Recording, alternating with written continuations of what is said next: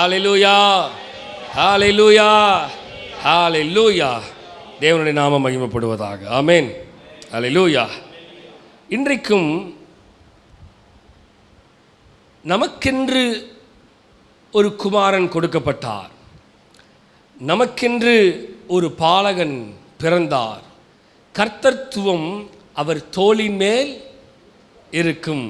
அவருடைய நாமம் அதிசயமானவர், ஆலோசனை கர்த்தர், நித்திய பிதா, சமாதான பிரபு என்பது அவருடைய நாமமா. ஸோ நமக்கென்று ஒரு குமாரனை பிதா அனுப்பினார் இந்த உலகத்துக்கு. அனுப்பி அவருடைய சித்தத்தை நிறைவேற்றும்படியாக அனுப்பினார். அவருடைய சித்தத்தை எல்லாம் செஞ்சார். செஞ்சு 33 வருடங்கள், அதில் 30 வருஷம் அவர் பெற்றோரோடு இருந்தார். அடுத்த 3.5 வருஷம் அவர் மிகப்பெரிய ஊழியத்தை செய்தார். ஊழியத்தில் 3.5 years ஒன்லி. 33 வருஷத்தில் 3.5 வருஷம்தான் ஊழியம், மகத்துவமான ஊழியம். தேவ சித்தத்தை செஞ்சு த ஏஜ் ஆஃப் 33.5, 33 வயசில் தேவனுடைய சித்தத்தை நிறைவேற்றுவதற்காக அந்த வாலிப நாட்களிலே தன் ஜீவனையும் தந்து அவர் திரும்பியுமாக தன்னை அனுப்பின பிதாவினுடைய சிங்காசனத்தில் வலது பாரசத்தில் வீற்றிருக்கும்படியாக கடந்து போனார்.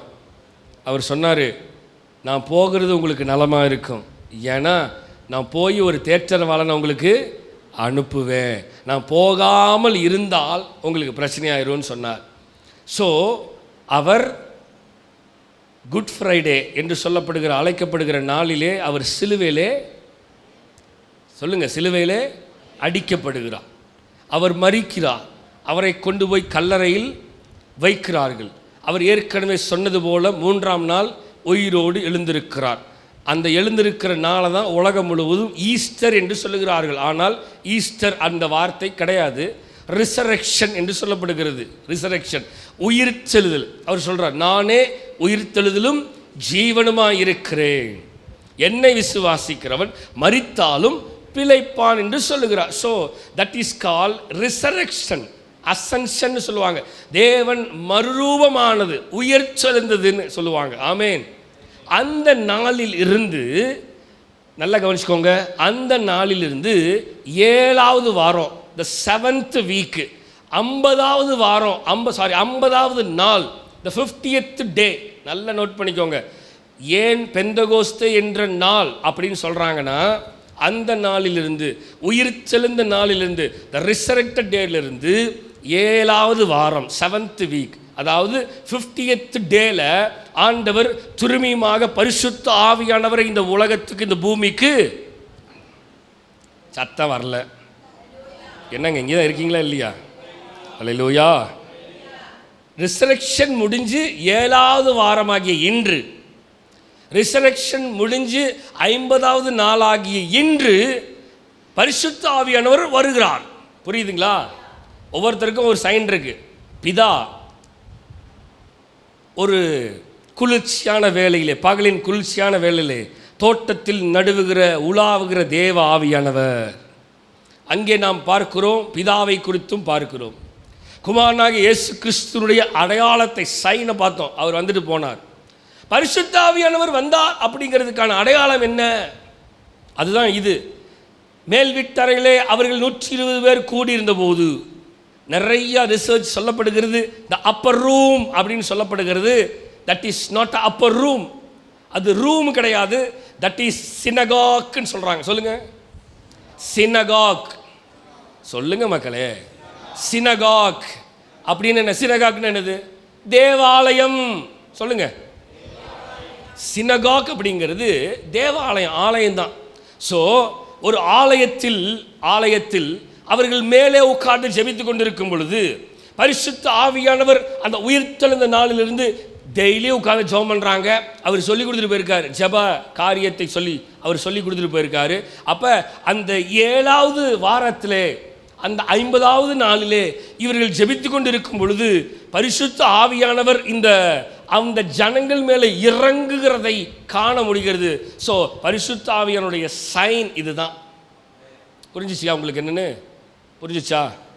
ஸோ பெந்தகோஸ்தே, பென்டிகாஸ்ட் அப்படின்னா இட்ஸ் நாட் அ டினாமினேஷன்.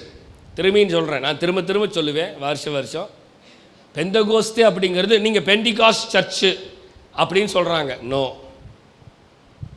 நாங்கள் பெந்தகோஸ்தே சபை இல்லை. என்ன அப்படி என்னை பார்க்குறீங்க? நாங்கள் சபை பெந்தகோஸ்தே ஆவியானவரால் நிரப்பப்பட்ட சபை, அதான் பெந்தகோஸ்தே சபைன்னு நாங்கள் சொல்கிறோம்.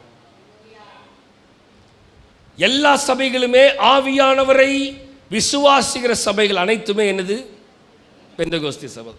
ஜனங்களால் டினாமினேஷனை பிரிச்சிட்டோம். இவர்கள் சிஎஸ்ஐ, அவர்கள் ரோமன் கத்தலிக் ஆர்சி, அவர்கள் இசிஐ, அவர்கள் லுத்தரன், இவர்கள் அந்த தன் இந்த தன் ஏஇஎல்சி டிஇஎல்சி. என் ஃப்ரெண்ட்ஸ் நிறைய பேர் இருக்காங்க, டிஎல்சி ஐயராக இருக்காங்க, சிஎஸ்ஐ ஐயராக இருக்காங்க, நிறைய பேர் இருக்காங்க, எல்லாத்துலேயும் இருக்காங்க. நாங்கள் எல்லோரும் பேசிக்குவோம்.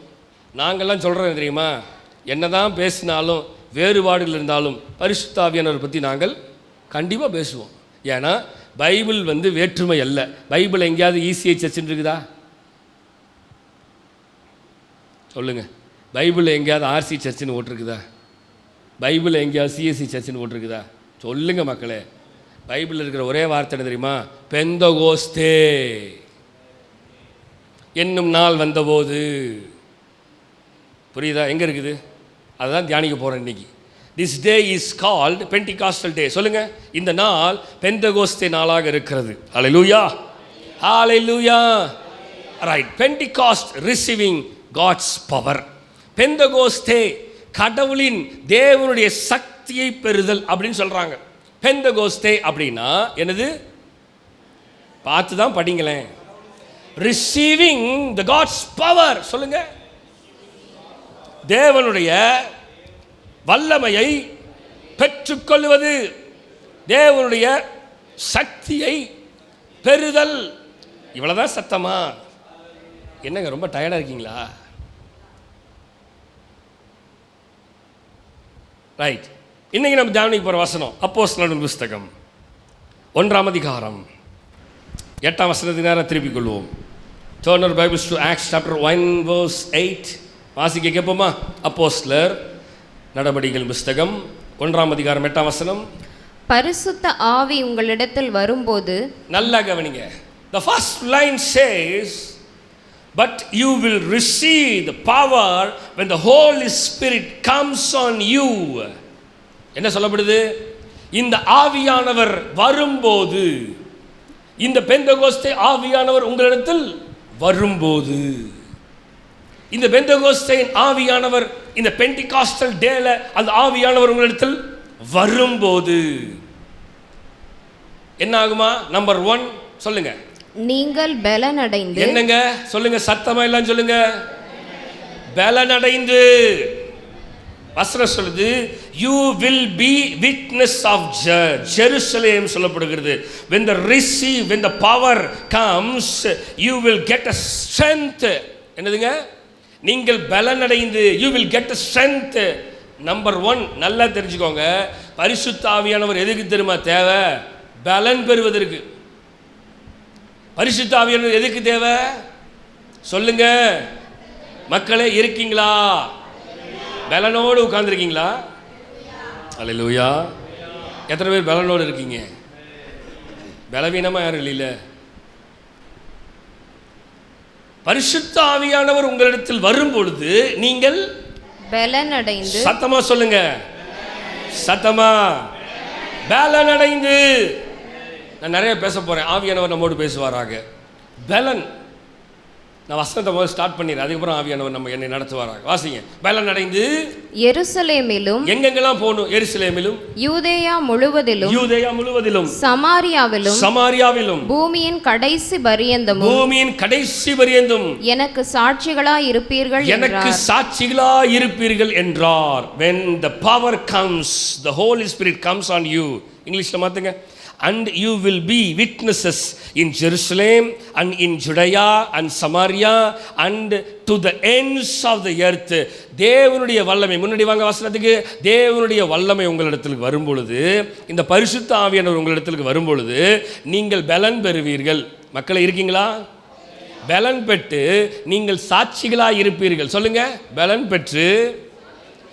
பெற்று சாட்சிகளாக இருப்பீர்கள். இன்னைக்கு நம்ம பார்க்க போற தலைப்பே அதுதான், பரிசுத்த ஆவியின் சாட்சி. சொல்லுங்க, விட்னஸஸ் ஆஃப் ஹோலி ஸ்பிரிட். பரிசுத்த ஆவியினுடைய சாட்சி. சொல்லுங்க, பரிசுத்த ஆவியினுடைய சாட்சி. Witness of Holy Spirit. பரிசுத்த ஆவியானவருடைய சாட்சிகளாக இருப்பீர்கள். யூதேயாவிலும் சமாரியாவிலும் எருசலேமிலும் உலகத்தின் கடைசி பரியந்தம் நீங்கள் எனக்கு சாட்சிகளாக இருப்பீங்க. மக்களே, பரிசுத்த ஆவியானவர் எதுக்கு பெற்றுக்கணும் சொல்லலாம், பொண்ணு தப்பு இல்லை. பரிசுத்த ஆவியானவர் பெற்றெடுக்கிறது தப்பு இல்லை. குழந்தைங்களெல்லாம் பெற்றெடுக்கிறதுக்கு நம்ம ஓடி ஹாஸ்பிட்டலில் போய் உட்கார்ந்துருக்கிறோம். ஆனால் பரிசுத்த ஆவியானவர் எனக்குள்ளே கர்ப்பம் தரித்து பெற்றெடுக்கிறதுக்கு பிரயாசப்படுகிறது இல்லை. நல்ல கவனிங்க, ஏன் பரிசுத்த ஆவியானவர் தேவை? பெந்தகோஸ்தே என்னும் நாள் வந்த பொழுது அவர்கள் மத்தியிலே, அவர்கள் மேலே ஏன் பரிசுத்த ஆவியானவர் இறங்கினார் தெரியுமா? இங்கே இப்போ யாருமே இல்லை அவங்களை நடத்துறதுக்கு. நல்லா கவனிங்க, முன்னாடி பிதா இருந்தார், தீர்க்கதரிசி மூலமாக பேசினார், ஊழியக்காரர் மூலமாக பேசினார், எல்லாத்து முன்னாடியும் பேசிகிட்டு இருந்தார். அதுக்கப்புறம் அவர் போயிட்டார். ஒரு 400 வருட காலங்கள் எந்த விதமான வார்த்தையும் இல்லை, வெறுமையாக இருண்ட காலமாக இருக்கிறது, யாருடைய சத்தமும் கேட்கவில்லை. 400 வருடங்களுக்கு பிறகாக அவர் தம்முடைய ஒரே பேரான குமாரன் அனுப்புகிறார். அவர் டைரக்டாக ஜனங்கள்கிட்ட பேசுகிறார், எல்லாத்தையும் டைரக்ட் அற்புதங்கள், அடையாளங்கள், அதிசயங்கள், அது இதுன்னு எல்லாத்தையும் செஞ்சு முடிச்சுட்டு போயிட்டார். இப்போ அவர் போனதுக்கப்புறம் இந்த 7 வாரம் வெறுமையான வாரமாக இருக்குது. இந்த 7 வாரம் 50 days 50 நாட்கள் அமைதியான நாட்களாக இருக்கிறது. ஜனங்கள் நிறைய பேர் என்ன போயிட்டாங்க, பின்மாற்றத்தில் போயிட்டான். சீஷர்களே பின்மாற்றத்தில் போயிட்டான். ஜனங்களை வழி நடத்துறதுக்கு ஆள் இல்லை. இப்போ எல்லாருக்கும் மனக்குழப்பம். எங்களுக்கு ஒரு லீடர் இருந்தார், எங்களுக்கு ஒரு ஆவியானவர் இருந்தார், எங்களுக்கு ஒரு அழகான கைடன்ஸ் இருந்துச்சு, எங்களை நடத்துறதுக்கு ஒரு போதகர் இருந்தார். சீஷர்கள் அவர்களை ரபின்னு தான் கூப்பிடுவாங்க. ரபின்னு என்னது? போதகரே, டீச்சர்னு அர்த்தம். எங்களுக்கு டீச்சர் இருந்தார், அந்த லெக்சரர் இருந்தார், எங்களை அழகாக நடத்தினார். இப்போ எங்களை நடத்துறதுக்கு எந்த விதமான ஆளும் இல்லையேன்னு சொல்லி நிறைய பேர் மனக்குழப்பத்தில், நிறைய பேர் துக்கத்தில், துயரத்தில் அவங்க எல்லாத்தையும் விட்டுட்டு, தேவனை விட்டு விசுவாசத்தை வலுவி பின்வாங்கி போயிட்டாங்க. இப்போ ஆவியானவர் என்ன பண்ணுறாருன்னா, பின்வாங்கி போன, பலன் இல்லாமல் போன, சத்துவம் இல்லாமல் போன, முறிந்து போன ஆவிகளை திரும்பியுமாக கட்ட வேண்டும் என்று விரும்பி தம்முடைய ஒரே பேரான குமாரனுடைய தேற்றரவாளனை அவர் பூமிக்கு அனுப்புகிறார். எதுக்கு தெரியுமா? முறிந்த நாணலை சிறுபியும் சேர்த்து வைக்கணும்னு, மங்கி எரிகிற திரியை திரும்பியும் பிரகாசமாக எரிய வைக்க வேண்டும் என்று சொல்லி, பலன் இல்லாதவர்களுக்கு பலனை தர வேண்டும் என்று சொல்லி விரும்பி, சத்துவம் இல்லாதவனுக்கு சத்துவத்தை கொடுக்கும்படியாக அந்த ஆவியானவர் அவர்கள் மேலே வருகிறார். அதுதான் வசனம் சொல்லுது. வசனத்துக்கு வாங்க, பலன் அடைந்து சொல்லுங்க. மக்களை இருக்கீங்களா? என்னதுங்க?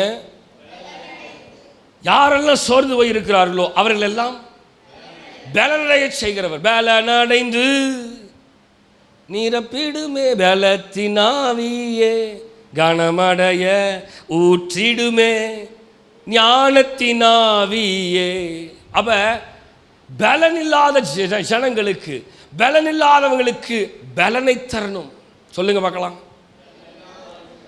ஹோலி ஸ்பிரிட்டோடைய வேலை என்ன தெரியுமா? பலனை தரது. சொல்லுங்க, நான் சொன்னதை முழுசா சொல்லியிருக்கணும். ஹோலி ஸ்பிரிட்டோடைய வேலையை என்ன? பரிசுத்த ஆவியனுடைய வேலை என்ன? பலன் இல்லாதவங்களுக்கு பலனை தர்றது தான் அவர் வேலை. சோர்ந்து ஓனவனுக்கு தைரியப்படுத்தி திடப்படுத்துகிறது அவருடைய வேலை. வியாதியில் அகப்பட்டவனுக்கு விடுதலை தந்து, சுகத்தை கொடுத்து, ஆரோக்கியம் தந்து அவனை உயர்த்துகிறது அவருடைய வேலை. சொல்லுங்க, ஞானம் இல்லாதவனுக்கு ஞானத்தை தருகிற தேவன். அல்லேலூயா.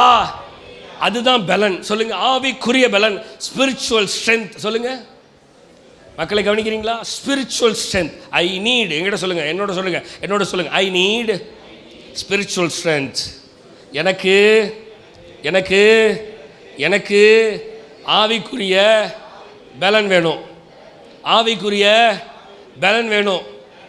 ஆவிக்குரியவன் பலன் பெற்றுவிட்டால் தேவன் அவனை வேற மாதிரி நடத்துவார். புரியுதுங்களா இல்லையா? தேவன் விரும்பினது அந்த ஃபர்ஸ்ட் லைனை சொல்லப்படுது, பரிசுத்த ஆவி உங்களிடத்தில் வரும்போது நீங்க முதல் என்ன ஆவீங்க? பலன் தான் அடைவீங்க. சொல்லுங்க அல்லேலூயா. என்னத்த பாஸ்டர் நீங்க என்ன பேசுறீங்க அப்படின்னா பலனே இன்னும் இல்லை. எத்தனை வருஷமா சர்ச்சுக்கு வரீங்க? ஒரு 7-8 வருஷம் 10 வருஷமா சர்ச்சுக்கு வரோம், இன்னும் நான் விசுவாசத்தில் பலன் அடையல அப்படின்னு என்ன அர்த்தம்? இன்னும் பரிசுத்த ஆவியானவரே உள்ள வரல. பரிசுத்த ஆவியானுடைய வேலை என்ன? நீங்கள் பலம் பெறணும்.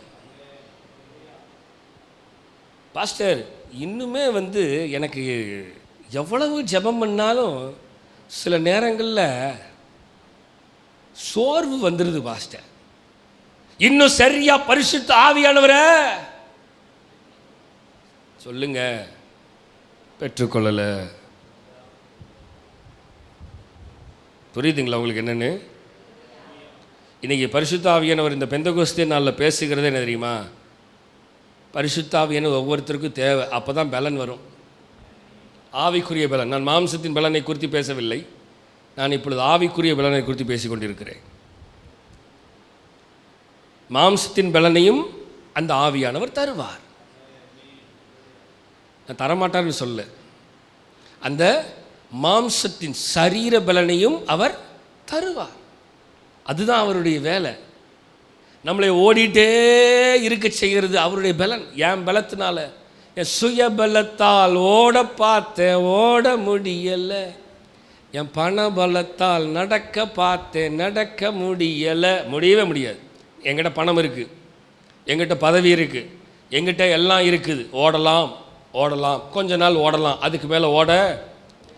அப்போ பரிசுத்த ஆவியானவர் எனக்கு பலனை தரணும். எதுக்கு தெரியுமா? நான் சாட்சியாக நிற்கணும். சொல்லுங்க நான் சாட்சியாக இருக்கணும். சொல்லுங்க ஐ ஆம் த டெஸ்டிமனி. சாட்சி இருக்குதுங்களா அப்படின்னு கேட்டால் அமைதியாக உட்காந்துருக்குறோம். சாட்சியின் நேரம். யாராவது சாட்சி சொல்கிறீங்களா? நாம் சொல்ல மாட்டோம், இருந்தால் தானே சொல்கிறதுக்கு அப்படின்னு. நமக்கு தான் சாட்சி, நம்மளே சாட்சியே இல்லையே, அப்புறம் எங்கே எனக்கு சாட்சி இருக்குது? கர்த்தர் உங்களோட உயிரோடு வச்சுருக்கிறதே சாட்சி தான். கர்த்தர் நம்மளை உயிரோடு வச்சுருக்கிறதே. ஆமாம், ஒரு 2 நிமிஷம் எந்திரிச்சு நின்று, பாஸ்டர் இந்த வாரம் கர்த்தர் என்னை காத்துக்கிட்டார், கர்த்தருக்கு சோத்திரம் அப்படின்னு சொல்லிட்டு உட்கார்ந்தா கூட பரவாயில்ல. நம்ம ஆளுங்கள் எந்திரிச்சு சாட்சி சொல்கிறது கூட இன்றைக்கி சாட்சி இல்லை.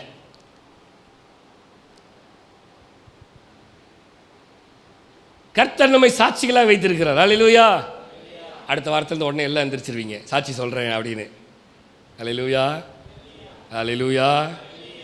என்னங்க என்னடா இப்படியும் பேசுகிற, நீ அப்படியும் பேசுகிற, இதை சொன்னாலுங்கிற அதை சொன்னாலுங்கிற. தப்பு இல்லை, எந்திரிச்சு சொல்லலாம். ஆண்டவரை சுகத்தோடு வச்சிருக்கிறார், ஆமேன், அவ்வளோதான். 1 செகண்ட் கூட இல்லை, இப்படி கூட சாட்சி சொல்லலாம். நீங்கள் அஞ்ஞானிகளைப் போல அளப்பாதிருங்கள் தான் வசனம் சொல்லுது. நம்ம ஆண்டவர் எங்களோட உயிரோட காத்து கொண்டார், அதற்காக நன்றி. 2 செகண்ட் ஆச்சா? இது சாட்சி தான். கர்த்தர் எனக்கு நல்ல சுகத்தை கொடுத்துருக்கா, பலத்தை கொடுத்துருக்கா, ஆரோக்கியம் கொடுத்துருக்கா, கர்த்தருக்கு நன்றி, உட்காந்துக்கலாம். இது சாட்சி தான். கர்த்தர் என்னை வாழ வைத்து கொண்டிருக்க, என்னை வாழ வைத்த தெய்வம் தான் இயேசு, என்னை வழிநடத்தும் தீபம் தானே இயேசு. அந்த பரிசுத்த ஆவியானவர் என்னை இந்த வாரம் முழுவதுமாக வாழ வைத்தாரே இயேசு. சாட்சி. என்ன புரியலையா உங்களுக்கு? அல்லேலூயா. நான் வாகனத்தில் போகும்போது வரும்போது எல்லா நேரங்களிலும் ஆண்டவர் என்னை பாதுகாத்து கொண்டார், என்னை சாட்சியாக நிறுத்தியிருக்கிறார். ஆமேன். வாசிக்கலாம். யோவேல் 2ஆம் அதிகாரம் 27, 28, 29 வசனங்களை வாசிக்கும் பொழுது, யோவேல் தீர்க்கதரிசியின் புஸ்தகம் 2ஆம் அதிகாரம் 27, 28, 29 வசனங்களை வாசிக்கும் பொழுது, நான் இஸ்ரவேலின் நடுவில் இருக்கிறவர் என்றும், நான் இஸ்ரவேலின் நடுவில் இருக்கிறவர் என்றும், நானே உங்கள் தேவனாகிய கர்த்தர், நானே உங்கள் தேவனாகிய கர்த்தர், வேறொருவர் இல்லை என்று அறிந்து கொள்வீர்கள். என் ஜனங்கள் ஒருபோது வெட்கப்பட்டு போவதில்லை. நல்லா கவனிங்க வசனத்தை. தேவன் சொல்லுகிறார், யோவேல் தீர்க்கதரிசியின் மூலமாக சொல்லுகிற உரைக்கிற வார்த்தை என்னவென்றால், நான் இஸ்ரவேலின் நடுவில் இருக்கிறவர் என்றும், நானே உங்கள் தேவனாகிய கர்த்தர், வேறொரு ஒருவர் இல்லை என்று அறிந்து கொள்வீர்கள். என் ஜனங்கள் ஒருபோதும் வெட்கப்பட்டு போவதில்லை. அதற்கு பின்பு நான் மாம்சமான யாவர் மேலும் நல்லா கவனிங்க இந்த வசனத்தை, நல்லா கவனிங்க இந்த வசனத்தை. நான் ஒருவர் மாத்திரமே, நான் ஒருவர் மாத்திரமே, நான் ஒருவர் மாத்திரமே, வேறொருவர் இல்லை என்று சொல்லிவிட்டு என் தேவன் சொல்லுகிற வார்த்தை, யோவேலுக்கு சொல்லுகிற வெளிப்படுத்துகிற வார்த்தை என்னவென்றால், அதற்கு பின்பு நான் மாம்சமான யாவர் மேலும் என் ஆவியை ஊற்றுவேன். மக்களே வசனத்தை சொல்லுங்க. நான் மாம்சமான யாவர் மேலும், வசனத்தை படிங்க. என் ஆவியை, என் ஆவியை, என் ஆவியை ஊற்றுவேன். மாம்சமான யாவர் மேலும் என் ஆவியை ஊற்றுவேன் என்றே சொல்லுங்க பார்க்கலாம். மாம்சமான யாவர் மேலும் என் ஆவியை ஊற்றுவேன் என்றே. முப்பர் வாலிபர் யாவர், தீர்க்க தரிசனம், தீர்க்க தரிசனம், முப்பர் வாலிபர் யாவரும் தீர்க்க தரிசனம். திருப்பி இந்த வார்த்தை சொல்லுவோமா? மாம்சமான யாவர் மேலும் சொல்லுங்க பார்க்கலாம். என் ஆவியை ஊற்றுவேன் என்றே. மாம்சமான யாவர் மேலும் என் ஆவியை ஊற்றுவேன் என்றே. ஹல்லேலூயா. மாம்சமான யாவர் மேலும் என் ஆவியை, என்ன ஆவியை ஊற்றுவாரா? ஆவின்னு என்னது? பரிசுத்த ஆவி. இது நடக்க போவதற்கு முன்பே, நடக்க போவதற்கு முன்பே யோவேல் தீர்க்கதரிசிக்கு கர்த்தர் சொல்லிவிட்டார், நான் என் ஜனங்கள் மேலே என் ஆவியை ஊற்ற போறேன். புரியுதுங்களா உங்களுக்கு? எல்லாமே நமக்கு சாட்சி தான்.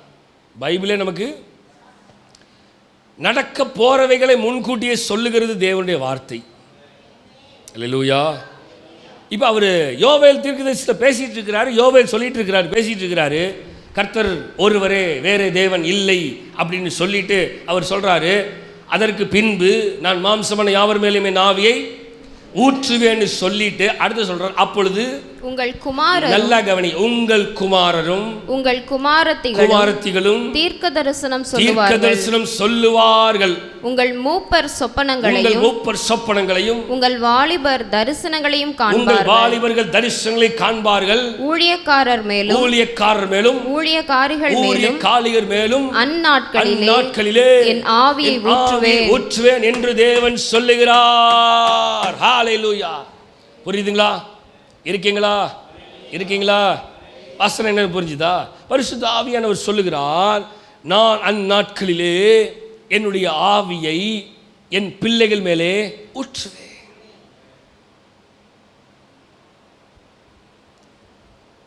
கர்த்தர் ஆவியை ஊற்ற மாட்டேன்னு சொல்லல, பெற்று கொள்ளாமல் இருக்கிறது நம்முடைய தப்பு. அவர் நான் தரமாட்டேன்னு சொல்லலை. பைபிளில் எங்கேயாவது தரமாட்டேன்னு சொல்லியிருக்கிறாரு? நீங்கள் சொல்லுங்கள், காட்டுங்க. இல்லவே இல்லை. தீர்க்கதரிசியாக யோவேல்கிட்ட சொன்ன தேவன், அவர் வந்து ஊழியத்தை நிறைவேற்றி விட்டு அவர் போய்விட்டு அப்போஸ் நடவடிக்கையில் அங்கே அந்த வார்த்தை நிறைவேறி விட்டது. இப்பொழுது ஜனங்கள் ஒவ்வொருத்தர் மேலேயும் பரிசுத்த ஆவியானவர் இருக்கிறார். உலகம் முழுவதும் எல்லா ஜனங்கள் மேலேயும், எல்லா நாடுகளிலேயும், எல்லா பீப்புள், என்ன லாங்குவேஜ் பேசுகிற ஜனங்களாக இருந்தாலும் சரி, எல்லா ஜனங்கள் மேலேயும் பரிசுத்த ஆவியானவர் இருக்கிறார். உலகம் முழுவதும் ஊற்றப்பட்டு இருக்கிறது. ஒவ்வொருத்தரும் பரிசுத்த ஆவியினால் நிரப்பப்பட்டு தான் இருக்கிறாங்க, நிரப்பப்படாமல் இல்லை. அப்போ குறை யார்கிட்ட இல்லை? ஆவியான்கிட்ட குறை இல்லை. இப்போ ஆவியானவரை பெற்றுக்கொள்ள வேண்டும், அது என்னுடைய கடமை. பரிசுத்த ஆவியானவர் பெற்றுக்கொண்டா மட்டும்தான் உங்களுக்கு ஆவிக்குரிய பலனா இருப்பீங்க. அதனால தான் நிறைய நேரம் உலகத்துக்கு நேராக ஓடுறீங்க. ஏன் தெரியுமா ஓடுறீங்க? நீங்கள் இன்னும் ஸ்பிரிச்சுவலி க்ரோ ஆகலை, இன்னும் நீங்கள் ஸ்பிரிச்சுவலாக வளரலை, இன்னும் நீங்கள் ஸ்பிரிச்சுவலாக ஸ்ட்ரென்தன் ஆகலை. அதனால தான் இன்னும் உலகம் உங்களை இழுக்குது, உலகத்துக்கு பின்னாடி ஓடுறீங்க. இன்னும் பிரச்சனைகளும் போராட்டங்களும் உங்களுக்கு வருது. வந்த உடனே ஆண்டவர் விட்டு வழி விலகுறோம். ஏன் சொல்லுங்க? ஏன்? இன்னும் பரிசுத்த ஆவியின் பலத்தினால் நான் பலனடையல.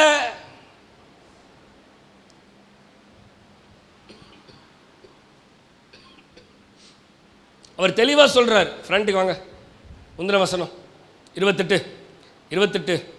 அதற்கு பின்பு நான் மாம்சமான யாவர் மேலும் என் ஆவியை ஊற்றுவேன். தெளிவாக சொல்கிறார். உங்கள் குமாரரும் உங்கள் குமாரத்திகளும், your son and your daughters,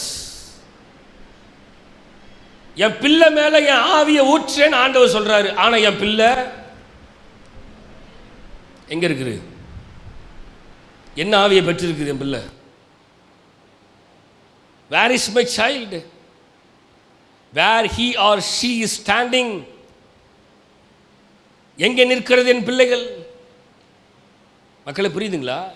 தேவன் தெளிவாக சொல்றார், தீர்க்கதரிசன ஆவி என் பிள்ளைகள் மேலே I will pour my prophetic spirit on your children's, on your daughters, on your sons. ஆனால் நம்ம என்ன பண்ணுறோம்? பிள்ளைகளை எப்படி வளர்த்துறோம்? கொஞ்சம் நினச்சி பாருங்க. அடுத்தது, உங்கள் மூப்பர் சொப்பனங்களையும். சர்ச்சில் எத்தனை வருஷமாக உட்காந்துருக்குறோம்? சொப்பனத்தை பார்க்குறீங்களா? பாஸ்டர் கனவு வேணால் வரும் பாஸ்டர், அது எனக்கு தாறுமாறாக கனவு வரும். கனவை பார்த்து பயந்து இருந்துச்சு உட்கார்ந்த நாட்கள் தான் அநேகம் உண்டு. நல்ல கனவே வரமாட்டேங்குது.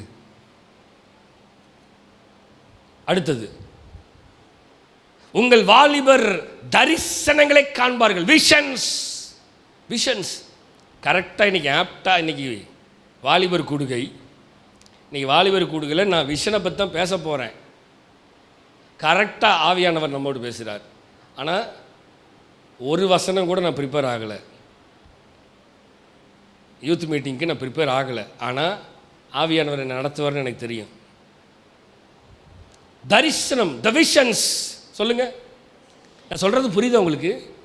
கர்த்தர் ஒவ்வொருத்தருக்கும் ஒவ்வொரு விஷயத்தை பிரித்து கொடுக்குறாரு. பிள்ளைகளுக்கு தீர்க்க தரிசனம், மூப்பர்களுக்கு சொப்பனம், அப்புறம் வாலிபர்களுக்கு தரிசனம். சபை இப்பேற்பட்ட வல்லமைகளினால நிரம்பி இருக்கணும்னு கர்த்தர் விரும்புகிறாரு. புரிஞ்சுதா உங்களுக்கு என்னன்னு? ஆனால் நான் இன்னும் பலப்படாமல் இருக்கிறேன். இந்த காலைவேளை கர்த்தர் சொல்லுகிறார், பலப்படுங்க, ஆவியில் பலப்படுங்க, ஆவியில் பலத்தை பெற்றுக்கொள்ளுங்கள், தேவ பலத்தை பெற்றுக்கொள்ளுங்க. ஆவிக்குரியவன், பவுல் தான் சொல்கிறார், ஆவிக்குரியவன் எல்லாவற்றையும் ஆவிக்குரிய காரியத்தை சம்பந்தப்படுத்தி பார்ப்பானே தவிர உலகத்து பின்னாடி போகக்கூடாது. எதுக்காக ஞானஸ்தானம் எடுக்கிறோம் சொல்லுங்க? why you are taking baptism? மக்களே கவனிங்க, இன்னைக்கு தெளிவுபடுத்த விரும்புகிறேன். பெந்தகோஸ்தேனா யாரு? பெந்தகோஸ்தேனா யாரு?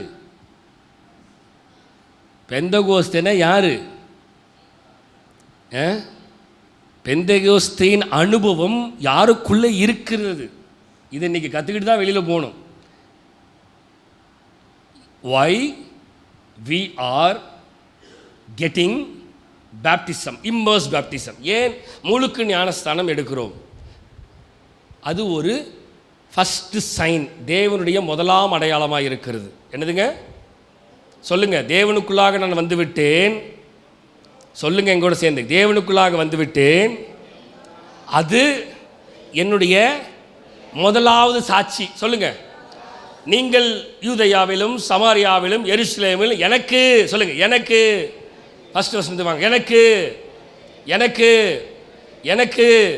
சொல்லுங்க, எனக்கு ஃபர்ஸ்ட் வசனம்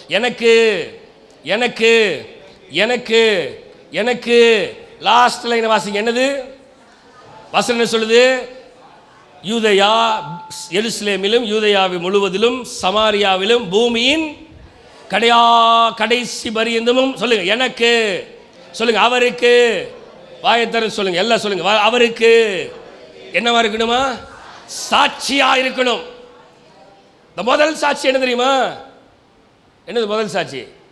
எல்லா ஜனங்களுக்கு முன்னாடி எல்லா தேவ பிள்ளைகள் முன்னாடி, சபை முன்னாடி, என் தேவனுக்கு முன்னாடி, என் ட்ரினிட்டி பிதா குமாரன் பரிசுத்த ஆவியானவருக்கு முன்பதாக ஞானஸ்நானம் சொல்லி தான் ஞானஸ்நானம் கொடுக்குறோம். பிதா குமாரன் பரிசுத்த ஆவியின் நாமத்தினாலே உங்களை மூக்கி எடுக்கிறோம். எதுக்கு? அவர்களுக்கு முன்பதாக சாட்சிகளாக உங்களை இந்த நிலத்திலிருந்து தேவனுக்குள்ளாக பலப்பட, தேவ பிள்ளைகளாய் நீங்கள் வளர வேண்டும் என்று சொல்லி உங்களை அவர் கையில் ஒப்பு கொடுக்கிறோம். நீங்கள் இனிமேல் சபையாக இருந்தாலுமே நீங்கள் ஆண்டவருடைய பிள்ளை அப்படிங்கிறதுக்கு அடையாளத்தின் முதல் சாட்சி. சொல்லுங்க, முதல் சாட்சி என்னது? என்னதுங்க? பேப்டிசம். இப்போ முதல் சாட்சி எல்லா ஜனங்களுக்கு முன்பதாக கர்த்தர் என்னை முதல் சாட்சியாக நிறுத்திட்டாரு. ஃபர்ஸ்ட் சாட்சி. ரெண்டாவது, இப்போ முதல் சாட்சிக்குள்ளே வந்தாவே தேவனுடைய உடன்படிக்கைக்குள்ள, இப்போ ஒரு இந்த பாக்ஸ் வச்சுக்கோங்களேன், இந்த கார்பெட், இந்த கார்பெட் தான் தேவனுடைய உடன்படிக்கை, தேவனுடைய பெட்டி, தேவனுடைய உடன்படிக்கை. இங்கே இருக்குது பாருங்க இந்த கார்பெட். இப்போ நான் வெளியில் இருக்கிறேன். இப்போ முதல் சாட்சியாக ஞானஸ்தானம் பெற்று தேவனுக்குள்ளாக என்னுடைய காலை எடுத்து வச்சு முதல் படி உள்ளே வந்துட்டேன். இப்போ தேவனுக்குள்ளாக நான் வந்து விட்டேன் என்பதற்கான சாட்சி தான் என்னது? முதல்ல பேப்டிசம். அடுத்தது, இந்த பேப்டிசம் டெய்லியும் வாரம் டெய்லியும் என்ன ஜபத்துக்குள்ள நடத்திக்கிட்டே இருக்குது. ஜபம் பண்ணணும், என்னுடைய பழைய வாழ்க்கையை விட்டு கொடுக்கணும், என்னுடைய காரியங்கள் மாறணும். சுற்றி சுற்றி சுற்றி சுற்றி சுற்றி இந்த தேவனுடைய ஆவிக்குள்ளாக நான் நடத்தப்படுகிறேன். நல்லா கவனிங்க, இந்த தேவனுடைய ஆவிக்குள்ளாக நான் நடத்தப்பட்டு கொண்டே இருக்கிறேன். சரி, ஒரு பெரிய வட்டமாக போட்டுருவோமே.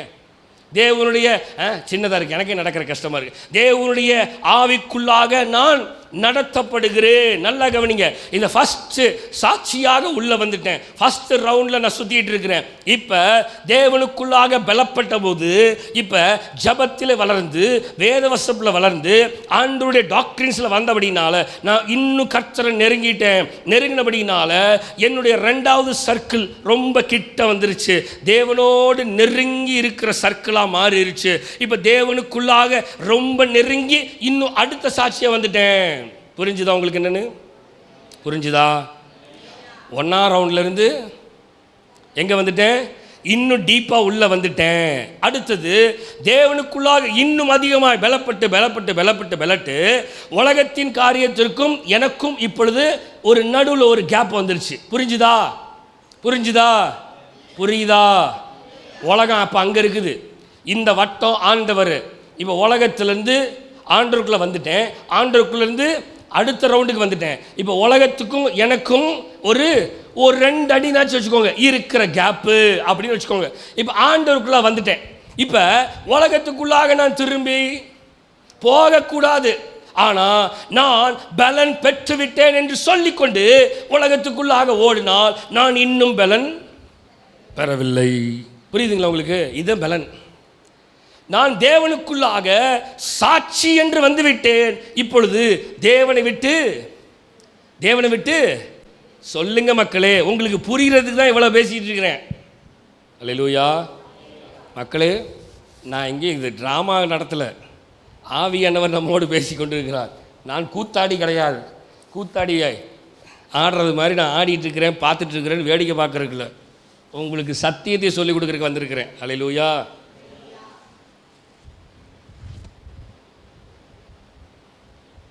இன்றைக்கி ஆவியானவர்னா யாருன்னு புரிஞ்சுக்கணும், பலன்னா என்னன்னு புரிஞ்சுக்கணும். புரிஞ்சுதா? இது வரைக்கும் எத்தனை பேருக்கு புரிஞ்சுது?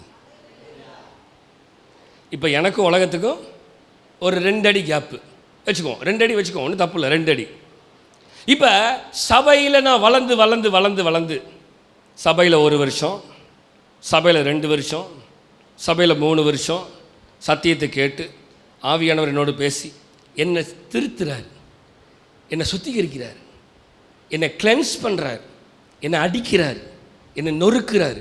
இருபுறமும் கருக்குள்ள பட்டயம் என்னை வெட்டுது சில நேரத்தில். எதுக்கு தெரியுமா?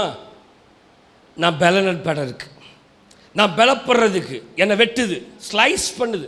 த பெஸ்ட் பீஸாக மாற்றுறதுக்கு என்னை ஸ்லைஸ் பண்ணுது. த பெஸ்ட் மாஸ்டர் பீஸாக மாற்றுறதுக்கு என்னை ஸ்லைஸ் பண்ணுது, என்னை சுத்திகரிக்குது, என்னை பலப்படுத்துது. எதுக்கு? நீ சாட்சி, மறந்துடாத. You are the testimony. சொல்லுங்க, ஐ ஆம் த டெஸ்டிமனி. சொல்லுங்க, ஐ ஆம் த டெஸ்டிமனி. நீ சாட்சியா இருக்கணும். சொல்லுங்க சொல்லுங்க சொல்லுங்க, நீ சாட்சியா இருக்கணும். உன்னை சாட்சியா வைக்கணும்னு விரும்புகிறேன். சொல்லுங்க, உன்னை சாட்சியா வைக்கணும்னு விரும்புகிறேன். எல்லா ஜனங்களுக்கு முன்பதாக, எல்லா மனிதர்களுக்கு முன்பதாக, உறவினர்களுக்கு முன்பதாக, நண்பர்களுக்கு முன்பதாக, சபை மக்களுக்கு முன்பதாக, ஊழியக்காரன் முன்பதாக, என் தேவனுக்கு முன்பதாக சாட்சியாக நிறுத்த வேண்டும் என்று சொல்லி, சாட்சியாக நிறுத்த வேண்டும் என்று சொல்லி, சாட்சியாக நிறுத்த வேண்டும் என்று சொல்லி உன்னை சாட்சியாக ஏற்படுத்துகிறேன். சொல்லுங்க, உன்னை சாட்சியாக ஏற்படுத்துகிறேன். தேவன் விரும்புகிறது நான் சாட்சியா விரும்பணும், சாட்சியா வாழணும்னு விரும்புகிறார் அவர். அப்ப வசனத்தை நான் அப்படியே சொல்றேன். பலன் பெறுறது எது தெரியுமா? சாட்சி அணிக்கணும். பலன் பெறுறது தெரியுமா? டெஸ்டிமனி அணிக்கணும். என் குடும்பம் என்னை பார்த்து சொல்லணும், பா பைத்தியக்காரன் தேவனுக்குள்ளாக எப்படி வைராக்கியமா ஓடுறான் பார் அப்படின்னு சொல்லணும்.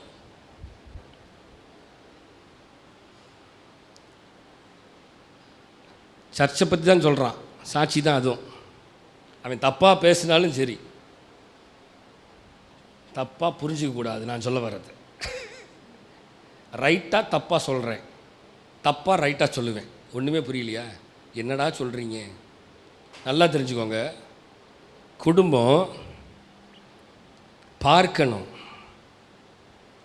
குடும்பத்துக்கு முன்னாடி குடும்பம் கேவலமாக நம்ம பேசினா பேசிட்டு போகிறான். என் தேவனுக்கு முன்பதாக நான் சாட்சியாக இருக்கிறேன். இந்த பைத்தியக்காரனுக்கு நான் சாட்சியாக இருக்கணும்னு என்ன? இந்த பைத்தியக்காரன் எனக்கு வைத்தியம் பார்க்க போகிறது இல்லை. எனக்கு வைத்தியம் பார்க்கறது என் தேவன். என் மனக்குழப்பத்தை தெளிவுபடுத்துகிறது இந்த பைத்தியக்காரன் இல்லை. இந்த பைத்தியக்காரன் இன்னும் என்ன மனக்குழப்பத்துக்குள்ள கொண்டு போய் டிப்ரெஷன்லேயே தூங்கிடுவேன், என்னை படுக்க போட்டுருவான். ஆனால் என்னுடைய தேவன் என்னுடைய டிப்ரெஷன் பைத்தியத்தை வைத்தியம் பார்த்து தெளிவுபடுத்துகிறவர். திஸ் இஸ் கால் பலன். சொல்லுங்க, என்னங்க மக்களை சத்தமே வரமாட்டேங்குது. நீங்கள்லாம் உங்களெல்லாம் பார்த்தா பலனே இருக்கிற மாதிரி தெரியலையே. பலனா இருக்கீங்களா இல்லையா? சொல்ல போனால் நான் தான் பலவீனமாக இருக்கணும்.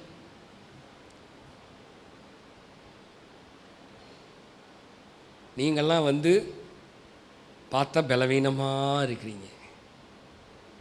இதுதான் என்னது? தேவபலன். புரிஞ்சிச்சா? இப்போ தான் முதல் ரவுண்டுக்கு வந்திருக்கிறேன். வட்டத்துக்கு இன்னும் பல வட்டம் இருக்குது. நீங்கள் இந்த ஆர்ச்சரி பார்த்துருக்கீங்களா? அம்பு விடுவாங்க,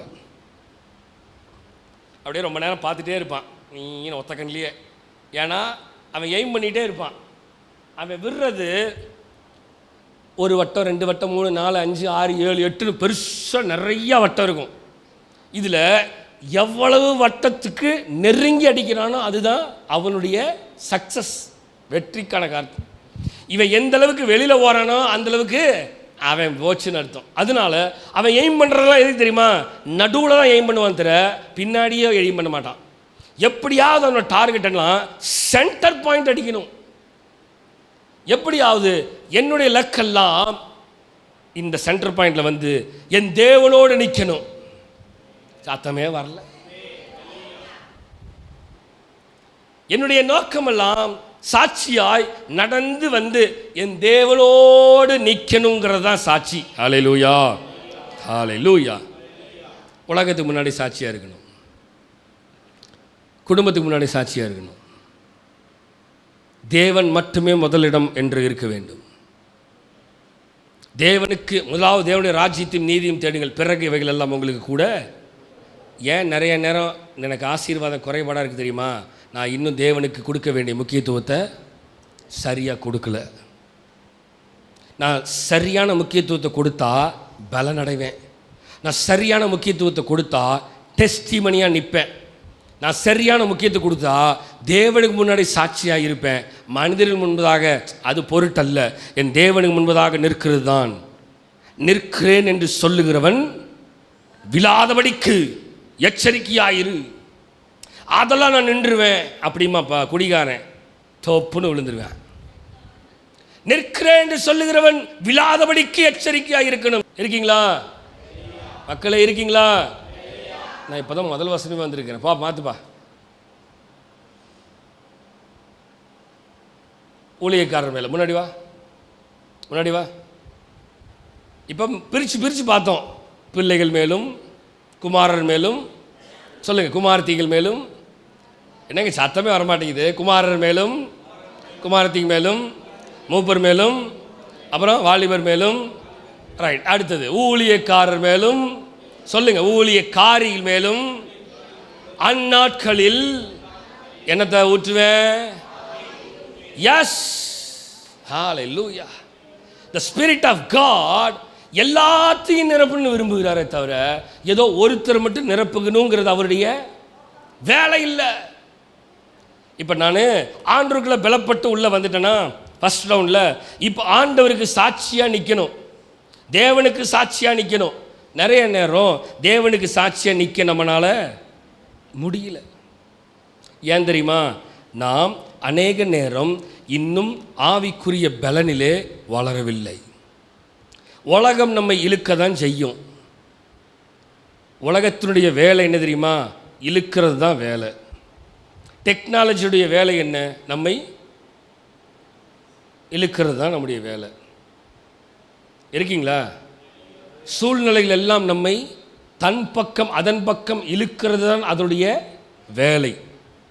போகலாம், ஓவராக போயிடக்கூடாது. என்னது சொல்லுங்க? போகலாம், ஆனால் ஓவராக போயிடக்கூடாது.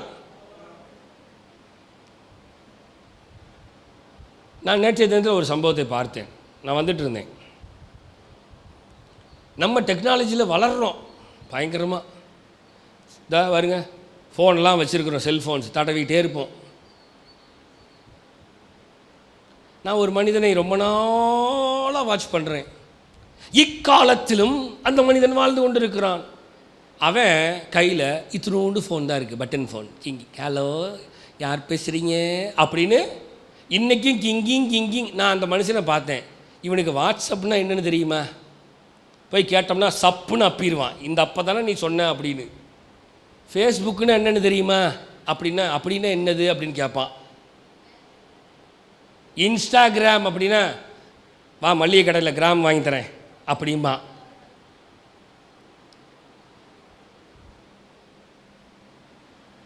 நம்ம சாட்சியாக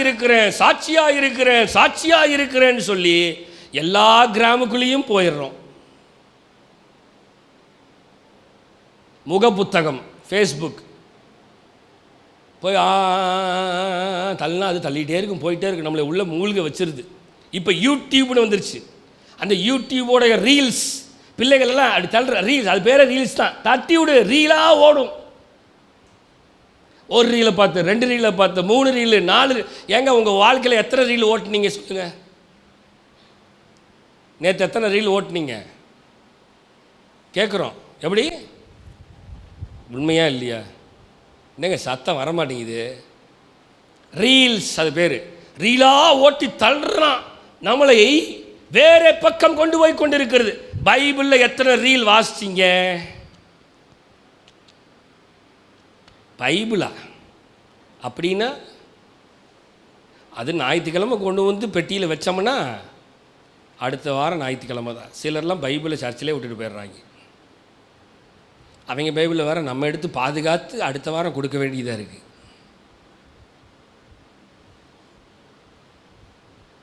இதுதான் சாட்சியா? இதுதான் சாட்சியா? மக்களை கொஞ்சம் யோசித்து பாருங்கள். எப்படிப்பட்ட ஆவி நமக்குள்ளே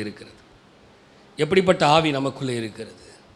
அப்போஸ்தலர் புத்தகம் 2ஆம் அதிகாரம் 16, 17, 18 வசனங்களை பார்க்கும் பொழுது, ஆக்ட்ஸ் சாப்டர் 2 verse 16, 17, 18 says, தீர்க்கதரிசியாகிய யோவேலினால் உரைக்கப்பட்டபடியே. எப்படிங்க? நம்ம அங்கே யோவேலை பற்றி தான் பார்த்தோம். அதை தான் அப்போஸ்தலர்ல சொல்றாங்க. தீர்க்கதரிசியாகிய யோவேலினால் உரைக்கப்பட்டவைகள் இது நடந்தேறியது. எப்படி இது நடந்துருச்சு? யோவேலினால் சொல்லப்பட்டது இங்கே சொல்லுங்க, நடந்துருச்சு. சொல்லுங்க, நடந்துருச்சு. மாத்துக்கப்பா. கடைசி நாட்களில் நான் மாம்சமான யாவர் மேலும் என் ஆவியை ஊற்றுவேன். அங்க சொன்னதை அப்படியே சொல்றாங்க. என்னன்னா, யோவேல் சொன்னாரு கடைசி நாட்கள்ல இப்படி எல்லாம் நடக்கும்னு சொன்னாரு. அது கடைசி நாட்கள்ல நடந்துருச்சு. அது என்னன்னு திருப்பி ரிப்பீட் பண்றாங்க. கடைசி நாட்களில் நான் மாம்சமான யாவர் மேலும் என் ஆவியை ஊற்றுவேன். அப்பொழுது உங்கள் குமாரரும் உங்கள் குமாரத்திலும் தீர்க்கதரிசி சொல்வார்கள். உங்கள் வாலிபர்கள் தரிசனங்களை அடைவார்கள். உங்கள் மூப்பர்கள் சொப்பனை. ஒண்ணுமில்லை, அந்த ஆர்டர் மட்டும் தான் மாறி இருக்கே தவிர வார்த்தைகள் எல்லாம் ஒண்ணுதான். அடுத்த வசனம் மாத்துங்க. என்னுடைய ஊழியக்காரர் மேலும் என்னுடைய ஊழியக்காரிகள் மேலும் அந்நாட்களின் ஆவியை ஊற்றுவேன். அப்பொழுது அவர்கள் தீர்க்கதரிசனம் சொல்லுவார்கள். அவ்வளவுதான். அங்க இருந்தத மக்களே கவனிங்க. யோவேலினால் சொல்லப்பட்டது இப்ப எங்க வந்துருச்சு? அப்போஸ்தலர் நடவடிக்கைகளில் ஆண்டவராக இயேசு கிறிஸ்து மரித்து உயிர் தெழுந்தது பிறகாக அந்த 50வது நாளிலே அந்த 7வது வாரத்தில் இந்த வார்த்தைகள் நிறைவேறிவிட்டது. ஒரு ஆளிலே சொல்லுங்களேன். அப்போஸ்தலர் 1ஆம் அதிகாரம் 14, 15, 16 வாசிக்க பார்க்கலாம். அப்போஸ்தலர் 1ஆம் அதிகாரம், Acts chapter 1 verse 14, 15, 16 says, அங்கே இவர்கள் எல்லாரும் ஸ்திரீகளோடும் இயேசுவின் தாயாகிய மரியாளோடும் அவருடைய சகோதரரோடும் கூட ஒருமனப்பட்டு ஜெபத்திலும் வேண்டுதலிலும் தரித்திருந்தார்கள். நல்ல கவனிங்க மக்களே, நல்ல கவனிங்க. வசனம் சொல்லுகிறது, அங்கே இவர்கள் எல்லாரும் ஸ்திரீகளோடும் இயேசுவின் தாயாகிய மரியாளோடும் என்ன பண்ணாங்க? அவருடைய சகோதரோடும் கூட என்னது? ஒருமனப்பட்டு. சொல்லுங்க, அந்த வார்த்தையை சொல்லுங்க. ஒரு மனப்பாட்டின் ஆவியானவர் ஒரு மனப்பட்டை தருவாராக. ஒரு விசுவாசி பேசினா இன்னொரு விசுவாசிக்கு பிடிக்க மாட்டேங்குது. ஒரு விசுவாசி செஞ்சால் இன்னொரு விசுவாசிக்கு பிடிக்க மாட்டேங்குது. ஒரு விசுவாசி ஜெபம் பண்ணால் இன்னொரு விசுவாசிக்கு ஜெபம் பண்ணால் பிடிக்க மாட்டேங்குது. ஒரு விசுவாசி ஜெபம் நடத்தினா இன்னொரு விசுவாசி ஜெபத்துக்கு வர மாட்டேங்கிறாங்க. ஒரு விசுவாசி ஜெபம் நடத்துகிறாங்க, ஒரு விசுவாசி வீடியோவை ஆஃப் பண்ணிவிட்டு உட்காந்துருக்காங்க. வீடியோ ஆஃப் பண்ணிவிட்டு உட்காந்துருக்கிறவங்க ஜெபம் நடத்தினா எங்கிட்ட கேள்வி கேட்குறாங்க, அவங்க மட்டும் வர்றாங்களா? அவங்க மட்டும் எங்களுக்காக ஜெபம் பண்ணுறாங்களா? அவங்க ஜெபம் பண்ணுறது இல்லை, நான் மட்டும் எதுக்கு ஜெபம் பண்ணோம்? ஒருமனப்பட்டு உண்மையாலுமே தேவனுடைய ஆவியானவர் உங்களுக்குள்ளே இருந்தால் மனுஷனுக்காக ஜெபம் பண்ண மாட்டோம். அவன் வந்தாலும் சரி, அவன் வரலைனாலும் சரி, அவன் ஜெபம் நடத்தினாலும் சரி, அவன் ஜெபம் நடத்தலினாலும் சரி, நான் பலனடைய, என் தேவனுக்குள்ளாக பலனடைய, என் தேவனுக்கு சாட்சியாக இருக்கணும்னு ஜெபத்தில் வந்து உட்கார்ந்துருக்கேனே தவிர எந்த மனுஷனை பார்த்தும் எந்த குடும்பத்தை பார்த்தும் நான் ஜெபத்துக்கு வரவில்லை. Understand that? புரிஞ்சிச்சுங்களா? வசனம் சொல்லுகிறது அவர்கள் ஒருமனப்பட்டு. இங்கே ஏன் ஒரு மனம் வரல? ஏன் இங்கே ஒரு மனம் வரல? இன்னும் பரிசுத்த ஆவியானவரில் பலப்படலை. ஒருவேளை பலப்பட்டு இருந்தால் ஒரு மனப்பாட்டின் ஆவியானவர் உங்களை ஒருமனப்படுத்தி இருப்பார்.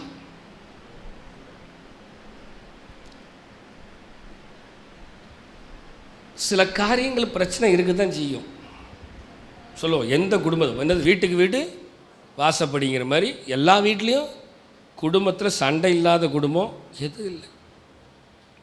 பிரச்சனைகள் இல்லாத வீடு எது? போராட்டங்கள் இருக்கிற வீடு, போராட்டங்கள் இல்லாத வீடு எதுவும் இல்லை. வியாதி இல்லாத வீடு ஏதாவது இருக்கா? ஏதாவது ஒரு கால் வலினாச்சும் இருக்கும். கால் வலிக்குது, வயிறு வலிக்குது, தலை வலிக்குது, ஏதாவது ஒரு மாத்திரையை சும்மா மாத்திரை போடலின்னா நமக்கு தூக்கமே வராது. சிலருக்கெல்லாம் ஐயோ நீங்கள் மாத்திரை போடலையே, ஏதாவது மாத்திரை கொடுங்கடா, ஒரு மாத்திரை போட்டு தூங்கும். ஐயோ தூக்கம் வர மாட்டேங்குது. சிலர் தூக்கம் வர மாட்டேங்குது, தூக்கத்துக்கே மாத்திரை வர்றான், தூக்க மாத்திரை. அப்படி இது எப்படி இருக்குது? அப்போ எல்லா இடத்துலையும் பிரச்சனை இருக்குது. ஆனால் ஆவியானவர் சொல்கிறாரு அந்த ஒரு மனப்பட்டு. சொல்லுங்க, கையை வைத்து ஒரு மனப்பட்டு ரவுண்டு போடுங்க. ஒரு மனப்பட்டு. வீட்டுக்கு ஒரு மனம் இருக்கா? குடும்பத்தில் ஒரு மனம் இருக்கா? சபையில் ஒரு மனம் இருக்கா? வசனம் சொல்லுது சகோதரோடு கூட, சகோதரிகளோடு கூட, இயேசுவின் தாயோடு கூட என்னவா ஒருமனப்பட்டு எதுல தரித்திருந்தாங்க? ஜபத்திலும் வேண்டுதலும் தரித்திருந்தார்கள். அந்நாட்களிலே ஒருமனப்பட்டு கூடியிருந்த ஜபம் பண்ணிட்டு இருக்கிறாங்க. நல்லா கவனிங்க. அந்த ஆவியானவர், பலத்தின் ஆவியானவர் ஒருமனப்பாட்டை தருகிறார். விட்டு கொடுக்கணும், ஒரு மனம் இருக்கணும். இந்த ஆவியானவர் பலப்படுறாரு. எது தெரியுமா? சாட்சி இதுதான். அதெல்லாம் விட்டு கொடுத்துலாம் போக முடியாது. அப்படின்னா சாட்சி இல்லை, நீ பலப்படல, ஒரு மனப்பாட்டின் ஆவியானவரை நீ ஏற்றுக்கொள்ள விரும்பல. வாசிங்க. அந்நாட்களில் சீஷர்களில் எத்தனை பேர் இருந்தாங்களா? ஏறக்குறைய 120 பேர். நல்லா கவனிங்க. நமக்கு தெரிஞ்சதுதான். ஒரு மனப்பட்டு 120 பேர் கூடி இருந்த போது அவர்கள் நடுவிலே பேதுரு எழுந்து நின்று, ஊழியக்காரனாகிய பீட்டர் எந்திரிச்சு நின்று 120 பேர் நிக்கிற இடத்துல, உட்கார்ந்துருக்க இடத்துல பேதுரு பிரசங்கம் பண்றாரு. சகோதரரே, இயேசுவை பிடித்தவர்களுக்கு வழிகாட்டின யூதாசை குறித்து பரிசுத்த ஆவி தாவீதின் வாக்கினால் முன் சொன்ன வேத வாக்கியம் நிறைவேறியது அப்படின்னு சொல்றார். பேதுரு பிரசங்கம் பண்ணுகிறார். இந்த ஆவியானவர், இந்த பரிசுத்த ஆவியானவர் தாவீதின் மூலமாக சொன்னது நிறைவேறிச்சுகிறார். யாரை மென்ஷன் பண்றான்? அங்க வசனம் சொல்லுது, அப்போஸ்தலர்ல யோவேலின் மூலமாய் சொல்லப்பட்டது நிறைவேறினது. பேதுரு இங்க பிரசங்கம் பண்றான், தாவீதின் மூலமாய் சொல்லப்பட்டது நிறைவேறினது. இந்த ஆவியானவரை பாருங்க. அவங்க கிட்ட இருந்த ஆவியானவர் இவங்க கிட்டையும் இருக்கிறார். அவங்க கிட்ட வெளிப்படுத்தின ஆவியானவர் இவங்க கிட்டையும் வெளிப்படுத்துறார். அவங்க பேசின ஆவியானவர் இவங்களும் பேசுறாங்க. இதுதான் ஒருமனப்பாட்டின் ஆவியானவர். புரிஞ்சிச்சா? புரிஞ்சிச்சா? ஒரு விஷயத்தை நல்லா தெரிஞ்சுக்கணும். ஒருமனப்பாட்டின் ஆவியானவர் எப்பவுமே ஒரு மனத்தை கட்டளையிடுவார். நான் செய்யறது உங்களுக்கு பிடிக்கலினாலும் அதை பிடிக்க வைப்பாரு. நீங்க செய்யறது எனக்கு பிடிக்கலினாலும் அதை செய்ய வைப்பாரு. அதுதான் ஒருமனப்பாட்டின் ஆவியானுடைய வேலை.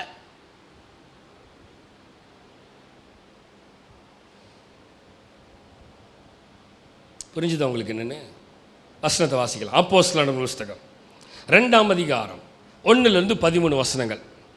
பெந்தகோஸ்தே என்னும் நாள் வந்தபோது, வந்துருச்சு. என்ன வந்துச்சு? பெண்டிகாஸ்டல் டே. சொல்லுங்க, இப்ப நான் யாரு? பெந்தகோஸ்தேவே கிடையாது. இந்த சர்ச்சு என்ன சர்ச்சுங்க? விவரமா சொல்றீங்க. ஆவிக்குரிய சபை. நீங்கள் யாருன்னு கேட்டால் என்ன சொல்லுவீங்க? நாங்கள்லாம் பெண்டிகாஸ்டல் சர்ச். எல்லா சர்ச்சும் பெந்தகோஸ்தே சபை தான். என்னது?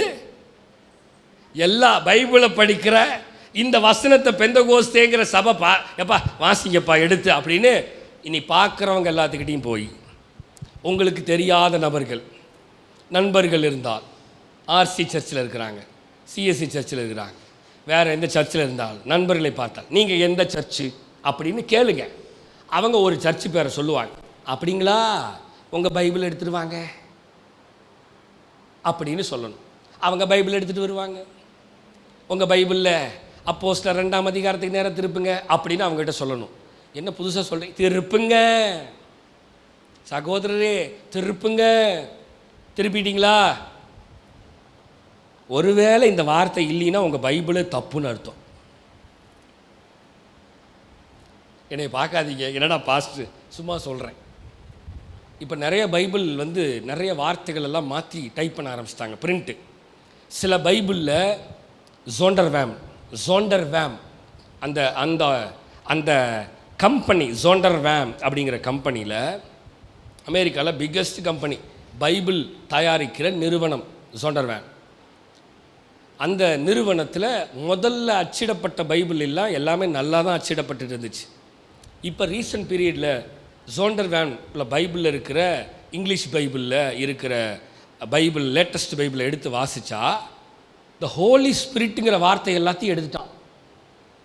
என்னது சொல்லுங்க? ஹோலி ஸ்பிரிட்டுங்கிற வார்த்தையெல்லாம் எடுத்துட்டான். நான் வச்சுருக்கேன் சோன்ற வேமோட பைபிள். நான் காலேஜ் படிக்கும்போது NIV வாங்கினேன். அதுலலாம் இருக்குது. இப்போ இருக்கிறவங்க திடீர்னு ஒரு பாஸ்டர் நீங்கள் சோன்ற வேம் வச்சுருக்கீங்களா? ஆமாம் வச்சுருக்கிறேன். தயவுசெய்து எடுத்து பாருங்கள், நிறைய வஸ்திரங்கள் வார்த்தைகள் எல்லாம் இல்லை. என்ன எடுத்து ஒருட்டினா என்னதில் இருக்குது. அவர் படித்து பார்த்துட்டு பாருங்கள் என்னதில் இல்லை, ஃபோட்டோ அனுப்புங்க அப்படின்னு ஃபோட்டோ அனுப்புகிறாரு. அந்த வார்த்தையை அப்படியே ஸ்கிப் பண்ணி கட் பண்ணி எடுத்துகிட்டு அடுத்த வார்த்தைக்கு போயிட்டான். மக்களே, இந்த நாட்களில் பைபிளே மாற்றி அச்சடிக்கப்படுகிறது. இங்கிலீஷில் இந்த வசனத்தை வாசிக்கிறேன், கவனிங்க. இந்த வசனத்தை இங்கிலீஷில் வாசிக்கிறேன். இங்கே இல்லை, நான் இங்கே வாசிக்கிறேன். அப்போஸ்தலர் 2 Acts 2.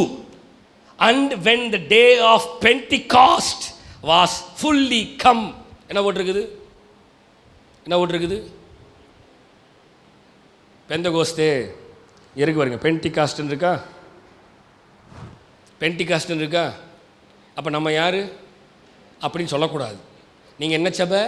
நாங்கள் பெந்தகோஸ்தே சபை அப்படின்னு தானே சொல்லிகிட்டு இருக்கோம். பைபிளை படிக்கிற எல்லா சபையும் பெந்தகோஸ்தே சபை தான்.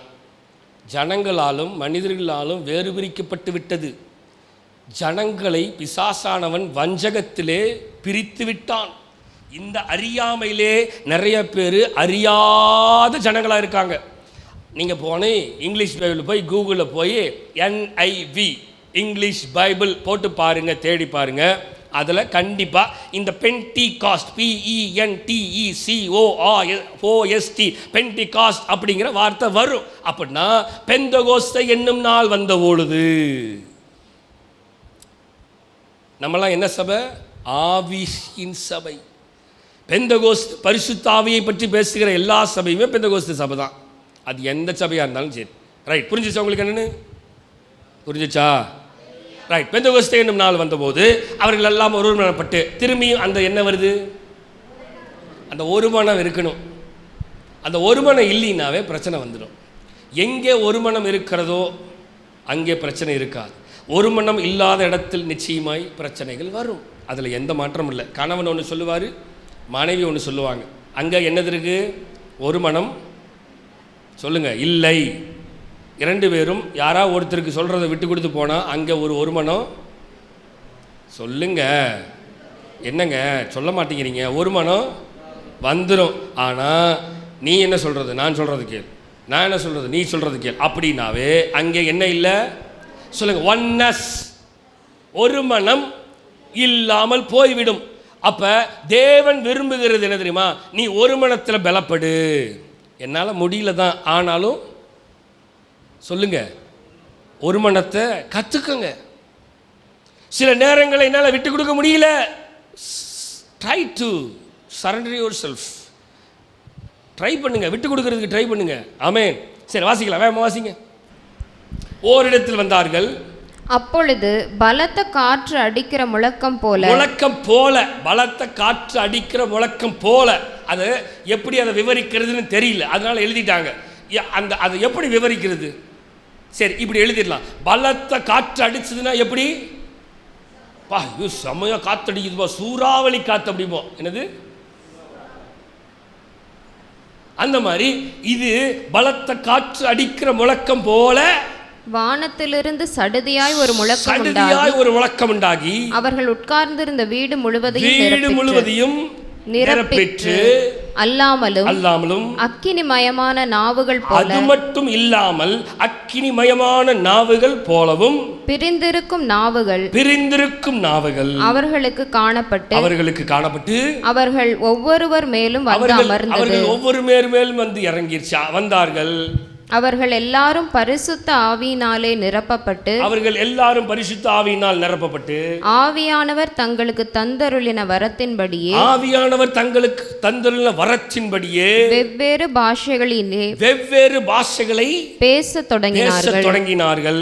வானத்தின் கீழ் இருக்கிற சகல தேசத்தாரிலும் இருந்து வந்த தேவ பக்தியுள்ள யூதர்கள் அப்பொழுது எருசலேமிலே வாசம் பண்ணினார்கள். பண்ணினார்கள். எருசலேமில் வாசம் பண்ணினார்கள். அந்த சத்தம் உண்டான போது திரளான ஜனங்கள் கூடி வந்து தங்கள் தங்கள் பாஷையிலே அவர்கள் பேசுகிறதை அவரவர்கள் கேட்டபடியினாலே கலக்கமடைந்தார்கள்.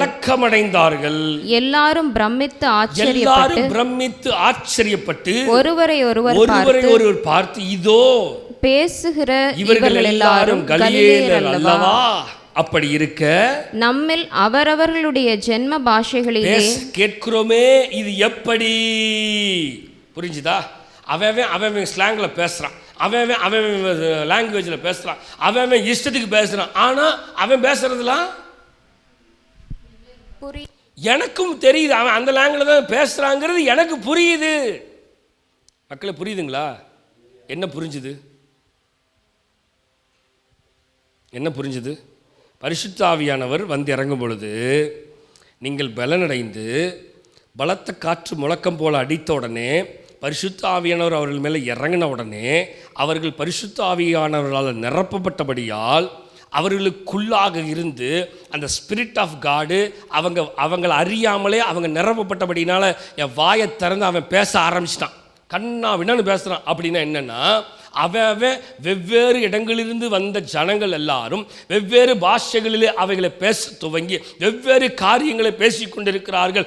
இவை எல்லாவற்றையும் அப்படி இருக்க நம்மில் அவர்களுடைய ஜென்ம பாஷைகளே இவர்கள் பேச கேட்கிறோமே. நான் பேசுறது உங்களுக்கு புரியாது, நீங்கள் பேசுறது எனக்கு புரியாது, ஆனால் எங்களுக்கு புரியுதே. இது எப்படி? வாசிங்க. பார்த்தாரும் மேதரும் எலாமீதரும் மெசொப்பொத்தாமியரும் யூதேயா கப்பத்தோக்கியா பொந்து ஆசியா பிரிகியா பம்பிலியா எகிப்து என்னும் தேசத்தார்களும் சிரேனே பட்டணத்தை சுற்றி இருக்கிற லீபியாவின் திசைகளிலே குடியிருக்கிறவர்களும் இங்கே சஞ்சரிக்கிற ரோமாபுரியாரும் யூதரும் யூத மார்க்கத் அமைந்தவர்களும் கிரேக்கரும் அரேபியருமாகிய நாம் நம்முடைய பாஷைகளிலே இவர்கள் தேவனுடைய மகத்துவங்களை பேச கேட்கிறோமே என்றார்கள். ஹல்லேலூயா. எல்லா ஜனங்களுக்கும் ஆண்டவருடைய மகத்துவத்தை சொல்லுகிறது, பேசுறது எல்லாத்துக்கும் அவன் பாஷையில் புரிய ஆரம்பிச்சிருச்சு. ஹல்லேலூயா. இதுக்கு காரணம் என்ன தெரியுமா?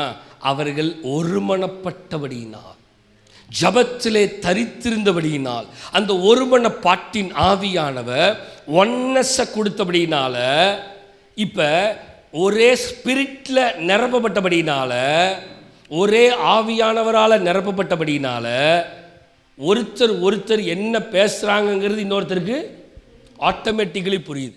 ஒருத்தர் பேசுறது, ஒருத்தர் செய்கிறது இன்னொருத்தருக்கு ஆட்டோமேட்டிக்காக புரியுது. அவங்க அதை புரிஞ்சுக்கிறாங்க.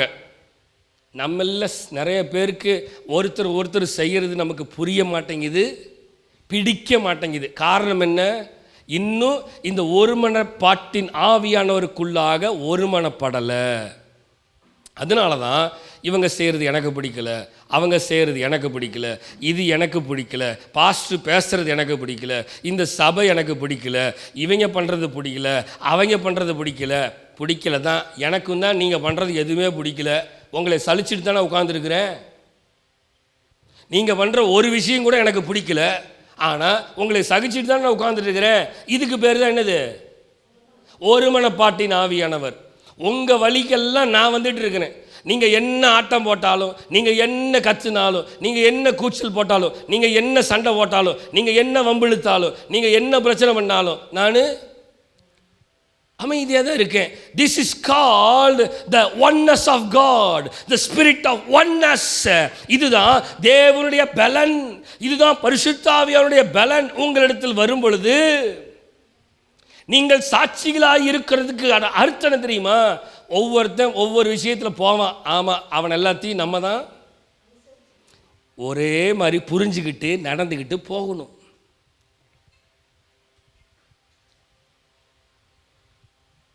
போன வாரத்தில் நான் என்ன நிலைமையில் இருந்தேன்னு உங்களுக்கு தெரியுமா? சொல்லுங்கள். போன வாரத்தில் என்ன நிலைமையில் நான் இருந்தேன்னு தெரியுமா? நேற்று நான் என்ன நிலைமையில் இருந்தேன்னு உங்களுக்கு தெரியுமா? என் சரீரம் எப்படி இருந்துச்சுன்னு தெரியுமா? சொல்லுங்க பார்க்கலாம். தெரியாது, தெரியாது. நீங்கள் என் கூட இருந்தீங்கன்னா தான் தெரியும். அப்போ தெரியாதவர்கள் தெரிந்து கொள்ள புரிந்து கொள்ள வேண்டும்.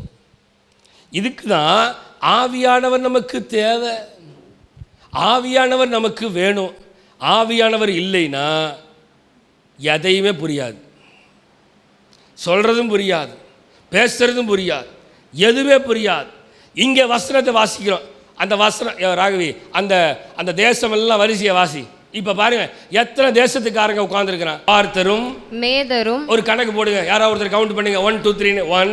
அடுத்தது மேதியர் 2, எலாமீத்தரும், மெசொப்பொத்தாமியா, யூதேயா, கப்பதோக்கியா, பொந்து, 7, ஆசியா, 8, பிரிகியா, 9, பம்பிலியா, 10, எகிப்து என்னும் தேசத்தார்கள், 11, சிரேனே பட்டணத்தை சுற்றி இருக்கிற லீபியாவின் திசைகளில் 12 13, அங்கே சஞ்சரிக்கிற ரோமாபுரியாரும் யூதரும் யூத மார்க்கத்தை அமைந்தவர்களும் 16, கிரேக்கத்தரும் 17, அரபியரும் ஆகிய 18 தேசங்களில் வந்த ஜனங்கள், 18 பாஷைகளை பேசுகிறவர்கள் ஒரே இடத்தில் இருக்கிறார்கள். ஆனால் ஒவ்வொருத்தன் பேசுறதையும் யாருக்கு புரியுது?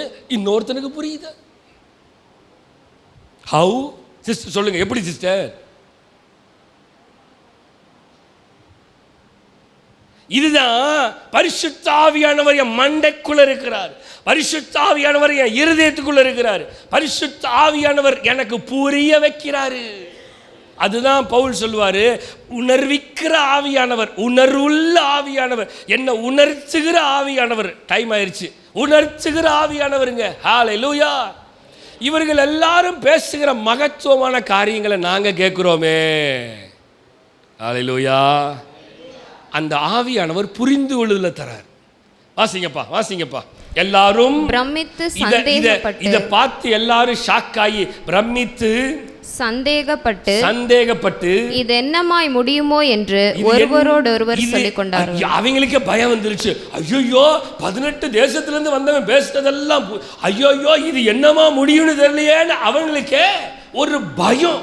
மற்றவர்களோ இவர்கள் மதுபானத்தினால் நிறைந்திருக்கிறவர்கள் என்று பரியாசம் பண்ணினார்கள். மற்றவனுக்கு எப்படி திரும்ப தெரிஞ்சது? என்னடா ஒரு பெரிய குரூப்பு தண்ணியை போட்டுக்கிட்டு ஒரே கூச்சலும் கும்மாளமுமா இருக்குது அப்படின்னு.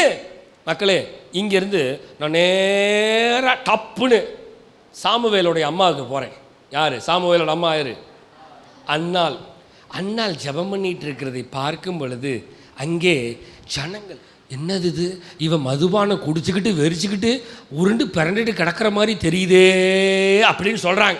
ஜெபம் பண்ணும் பொழுது சிலருக்கு பைத்தியமாக தான் தெரியும். நான் சொல்கிறேன், ஆமாம் நான் பைத்தியம்தான். போன வாரம் எத்தனை பால் சொன்னார்? பைத்தியத்தை பைத்தியம்னு சொல்லாமல் வேற எப்படி சொல்கிறது? ஆமாம் நான் கிறிஸ்துவுக்கு பைத்தியம். நீங்கள் உலகத்துக்கு பைத்தியமாக இருக்கும் பொழுது நான் கிறிஸ்துவுக்கு பைத்தியமாக இருக்கிறதுல என்ன தவறு இல்லையே. நான் வேத வசனங்களுக்கு பைத்தியமாய் வாழுகிறது தவறு இல்லையே. நான் பரிசுத்த ஆவியானவருக்கு வைராக்கியமாக வாழுகிறது ஒன்றும், நீ உன் விஷயத்தில் வைராக்கியமாக இருக்குன்னு நான் என் விஷயத்தில் வைராக்கியமாக இருக்கிறதுல தப்பு இல்லையே.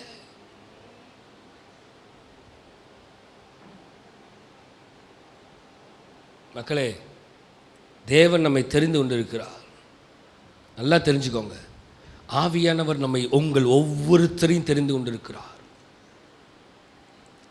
நீங்கள் கிறிஸ்துவுக்குள் பைத்தியமாய் இருக்க வேண்டும் என்று தேவன் விரும்புகிறார். உலகத்துக்காக அல்ல, மற்றவர்களுக்காக அல்ல. நல்லா தெரிஞ்சுக்கோங்க.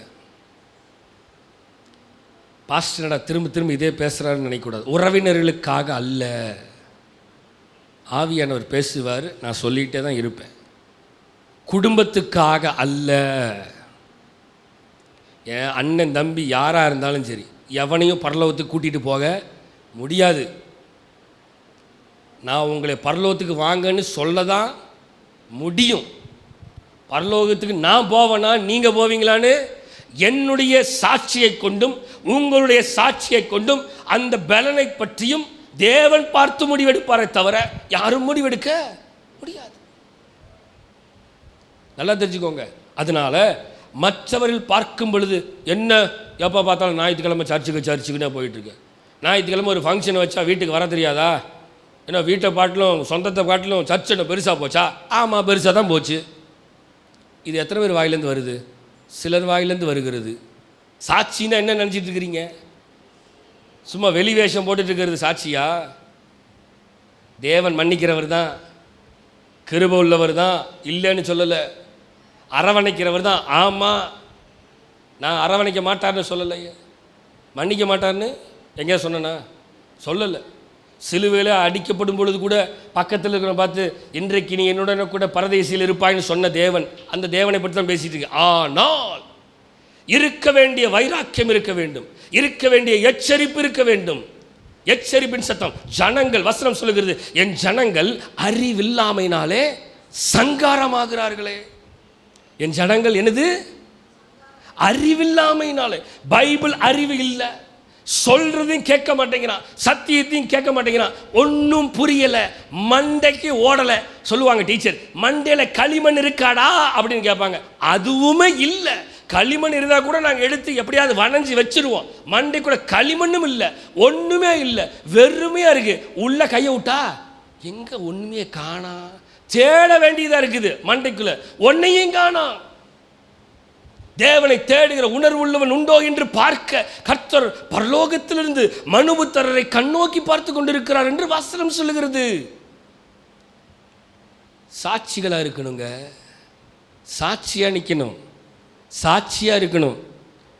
ஓய்வு நாள் பரிசுத்த நாள், அது கர்த்தருக்கு கொடுக்க வேண்டிய நாள். கர்த்தருக்கு கொடுக்காம வேற எங்க ஓடினாலும் அது சாபம். ஜெபம் முக்கியத்துவம் கொடுக்கணும். அது எந்த ப்ரேயராக இருந்தாலும் சரி, ஜூம் ப்ரேயராக இருந்தாலும் சரி, அது சபையில் நடக்கிற ஜெபமாக இருந்தாலும் சரி, அது விபிஎஸ்ஸாக இருந்தாலும் சரி, அது யூத் மீட்டிங்காக இருந்தாலும் சரி, அது வாலிபர் கூடுகை, அது பெண்கள் கூடுகை, அது ஆண்கள் கூடுகை, எந்த கூடியாக இருந்தாலும் சரி, திருத்திக் கொள்ளுங்க. ஜெபம் சர்ச்சில் நடக்கும், முடிச்சுட்டு தான் போகணும், அவ்வளோதான். இந்த அதுக்கு போகிறேன் இதுக்கு போகிறேன் லீவ் லெட்டர்லாம் கொடுக்காதீங்க தயவுசெய்து. இனிமேல் லீவ் லெட்டர் கொடுக்குற விசுவாசியே இருந்தீங்கன்னா நீங்கள் இன்னும் பலப்படலைங்க, உங்களுக்குள்ள பரிசுத்தாவியானவர் இல்லை. லீவ் லெட்டர் கொடுக்குற விசுவாசியாக இருக்காதீங்க. நான் லீவ் லெட்டரை சேர்த்து வச்சுட்டு உங்கள் லீவ் லெட்டரை நான் சேர்த்து வைக்கிற ஊழியக்காரனை நான் இருக்க விரும்பல, அதுக்கு ஒரு ஃபைல் வேற போட்டு நான் வைக்கணுமா? சாட்சினா என்னன்னு தெரிஞ்சுக்கோங்க. சும்மா சாட்சிங்கிறது எந்திரிச்சு இழிச்சிட்டு போகிறது, தட் இஸ் நாட் அ சாட்சி. வாழ்ந்து காட்டு, நீ வாழ்ந்து காட்டு, விசுவாசின்னு வாழ்ந்து காட்டு, ஜனங்கள் முன்னாடி வாழ்ந்து காட்டு, சபை முன்னாடி வாழ்ந்து காட்டு, இன்னொரு விசுவாசி முன்னாடி வாழ்ந்து காட்டுங்க. அதுதான் சாட்சி, அதுதான் சாட்சி. உங்களை பார்த்து உங்கள் பிள்ளைகள் வாழணும். ஆபிரகாம் ஆண்டவர் சொல்றார், உன் பிள்ளைகளுடைய பிள்ளைகளுக்கு பிள்ளைகளுடைய பிள்ளைகளுக்கு பிள்ளைகளுடைய பிள்ளைகளுக்கு பிள்ளைகளுக்கு பிள்ளைகளுக்கு பிள்ளைகளுக்கு பிள்ளைகளுக்கு அவைகளை நீ சொல்லிக் கொடுப்பாயாக. உன்னை சீர்படுத்தணும்னு விரும்புகிறார் கர்த்தர், உன்னை கிளென்ஸ் பண்ணணும்னு விரும்புகிறார் கர்த்தர். சாட்சினா என்ன? பலனட, சத்துவம் இல்லாதவனுக்கு சத்துவத்தை கொடுக்க வேண்டும் என்று விரும்புகிறார் தேவன். பலப்படுத்த விரும்புகிறார். இதெல்லாம் தான் பலவீனம், இதெல்லாம் தான் பலவீனம். புரியுதா உங்களுக்கு என்னன்னு? பிள்ளைகளை சரியாக வளர்த்தல, பலவீனம். பிள்ளைகளுடைய பேச்சு சரியில்லை, பலவீனம். பிள்ளைகளுடைய நடத்தை சரியில்லை, பலவீனம். சரீர பலவீனம் மட்டும் பலவீனம் இல்லை, ஆவிக்குரிய காரியம் பலவீனம். கீழ்ப்படியாமை பலவீனம், தேவனுடைய வார்த்தையில் நடக்காதது பலவீனம், எல்லாமே பலவீனம் தான். அதில் தான் ஆண்டவர் சொல்றாரு, பரிசுத்த ஆவியானவர் உங்களிடத்தில் வரும்பொழுது நீங்கள் பலனடைந்து. எசேக்கியேல் 3ஆம் அதிகாரம் 37ஆம் அதிகாரம் 1லிருந்து வாசிங்க பார்க்கலாம். எசேக்கியேல் 37ஆம் அதிகாரம் 1லிருந்து வாசிங்க. கர்த்தருடைய கை என் மேல் அமர்ந்து, கர்த்தர் என்னை ஆவிக்குள்ளாக்கி, நல்ல கவனிங்க, என்னை ஆவிக்குள்ளாக்கி வெளியே கொண்டு போய் எலும்புகள் நிறைந்த ஒரு பள்ளத்தாக்கின் நடுவில் நிறுத்தி, எலும்புகள் நிறைந்த பள்ளத்தாக்கின் நடுவே நிறுத்தி என்னை அவைகளின் அருகே சுற்றி நடக்க பண்ணினார். நல்ல கவனிங்க, நான் சுத்தி சுத்தி வந்த மாதிரி தான். இதுதான் ஆவியானுடைய வேலை. என்னை அதில் என்ன நடத்துறாரு? சுற்றி நடக்க சுற்றி சுற்றி சுற்றி சுற்றி சுற்றி நடக்க பண்ணினா இதோ பள்ளத்தாக்கின் வெட்டவெளியிலே அந்த எலும்புகள் மகா திரளாய் கிடந்தன. அவைகள் மிகவும் உலர்ந்திருந்தது. அந்த எலும்புகள் எல்லாம் காஞ்சு போய் செத்து போய் உலர்ந்து கிடக்கிறது. அவர் என்னை நோக்கி மனுபுத்திரனே இந்த எலும்புகள் உயிரடையுமா என்று கேட்டார். நல்லா கவனிங்க. இப்பதான் சொன்னேன், யாரை கூட்டிட்டு வருது? எங்க அப்பா அம்மாவை தான் கூட்டிட்டு வரணும். எங்க அப்பா அம்மா எங்க? அது செத்து போய் எலும்பா கிடக்குது. இப்ப ஆவியானவர் கேட்கிறாரு, இந்த எலும்பு சொல்லுங்க, இந்த எலும்பு பேசுமா? எலும்பு உயிரடையுமா? எலும்பு உயிரடையுமா? உயிரடையாமா? அதற்கு நான், கர்த்தராகிய ஆண்டவரே, தேவரீர் அதை அறிவீர். ஐயா சாமி, எனக்கு இது தெரியாது, ஆனா உமக்கு தெரியும் சொல்லிட்டா. அழகான பதில் பாருங்க, எவ்வளவு அழகான கிளியரான பதில். எனக்கு தெரியாது ஆவியானவரே, ஆனா யாருக்கு தெரியும்? சொல்லுங்க, சத்தம் வரல. யாருக்கு தெரியும்? ரைட், வாசிங்க. அப்பொழுது அவர் நீ இந்த எலும்புகளை குறித்து தீர்க்க தரிசனம் உரைத்து. எலும்புகிட்ட போய் தீர்க்க தரிசனம் சொல்லணுமா? எங்கேயாவது நடக்குமா இந்த விஷயத்தை? கவனிச்சிங்களா? காஞ்சி போய் சுடுகாட்டில் போய் நின்று, என்னவா, சுடுகாட்டில் போய் நின்று சுடுகாட்டில் இருக்கிற எலும்புகிட்ட போய் பேசணுமா? என்ன சொல்லணும்? தீர்க்க தரிசனம் சொல்லணுமா? எப்படி இருக்குன்னு நினச்சி பாருங்க, கொஞ்சம் யோசித்து பாருங்க. உங்களை போய் சுடுகாட்டில் நிற்க வச்சு, சுடுகாட்டில் இருக்க எலும்பை பார்த்தியே, எலும்பே உனக்கு தீர்க்க தரிசனம் சொல்கிறேன் எலும்பே, அது யார் எலும்புனே தெரியாமல் இருக்கிற எலும்புகிட்ட போய் ஆண்டவர் சொல்றாரு, தீர்க்கதரிசனம் சொல்லு. வாசிங்க. அவைகளை பார்த்து சொல்ல வேண்டியது என்னவென்றால், நீ சொல்ல வேண்டியது என்னன்னா, உலர்ந்த எலும்புகளே, காஞ்சு போய் இருக்கிற எலும்பே, கர்த்தருடைய வார்த்தையை கேளுங்கள். இன்னைக்கு கர்த்தர் உங்ககிட்ட பேசுறாரு. நீ எலும்புக்கு எலும்பா உலர்ந்து போய் இருக்கிறாங்களப்பா, உங்ககிட்ட தான் ஆவியானவர் பேசுறாரு. நீ உயிரட. இன்னைக்கு எந்த எலும்பை கடிக்கலாம்?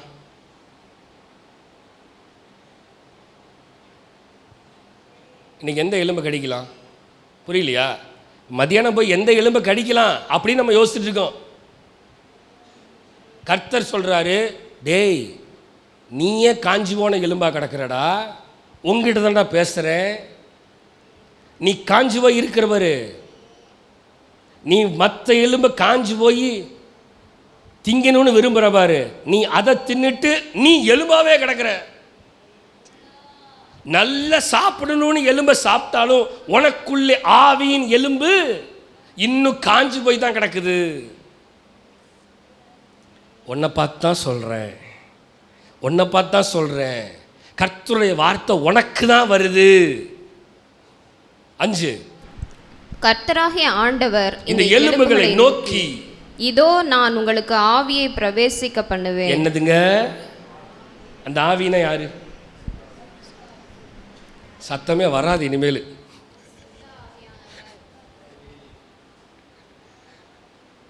என்ன ஆவி? பரிசுத்த ஆவி உங்களிடத்தில் வரும் பொழுது காஞ்சி போய் இருக்கிற எலும்புகிட்ட போய் பேசி, இந்த எலும்புக்குள்ள பரிசுத்த ஆவி வருது. இப்போ காஞ்சி போன எலும்பு என்ன ஆக போகுது? பலனடைய போகுது. என்னை பார்த்து ஆண்டவர் சொல்கிறார், காஞ்சி போய் இருக்கிறியா எலும்பு? காஞ்சி போய் இருக்கிற எலும்பே, உன்னை பார்த்து தான் பேசுகிறேன். காஞ்சி போய் கிடக்கிறியா? நீ உயிரடையணும், நீ பலப்படணும். உனக்குள்ளே அந்த ஆவியை சொல்லுங்க பிரவேசிக்க பண்ணுவேன், அப்பொழுது உயிரடைவீர்கள். கர்த்தர் விரும்புகிறது நீங்கள் உயிரடைய வேண்டும். உங்க கண்ணு திறக்கணுங்க. நிறைய நேரம் கண்ணு திறக்கப்படாமல் கிடக்குது. அதனால தான் இன்னும் சபையை பற்றி புரிஞ்சுக்கல, ஆண்டவரை பற்றி புரிஞ்சுக்கல, கர்த்தருடைய நன்மைகள் புரியல, கர்த்தருக்காக வைராக்கியமாக நிற்கணுங்கிறது புரியல. ஏன் தெரியுமா? இன்னும் உயிரடையாமல் எலும்பாவே கிடக்கிறோம். வாசிங்க 6. நான் உங்கள் மேல் நரம்புகளை சேர்த்து உங்கள் மேல் மாம்சத்தை உண்டாக்கி உங்களை தோலினால் மூடி உங்களில் ஆவியை கட்டளையிடுவேன். அப்பொழுது நீங்கள் உயிரடைந்து நான் கர்த்தர் என்று அறிந்து கொள்வீர்கள் என்று உரைக்கிறார் என்று சொல் என்றார். எனக்கு கட்டளையிட்டபடியே நான் தீர்க்கதரிசனம் உரைத்தேன். நான் தீர்க்க தரிசனம் உரைக்கையில், நல்லா கவனிங்க, நான் ஆண்டவருடைய வார்த்தையை பேசும்போது ஒரு இரைச்சல் உண்டாயிற்று. இதோ அசை உண்டாகி ஒவ்வொரு எலும்பும் தன் தன் எலும்போடே சேர்ந்து கொண்டது. ஹல்லேலூயா சொல்லுங்க. சத்தம் வரலங்க.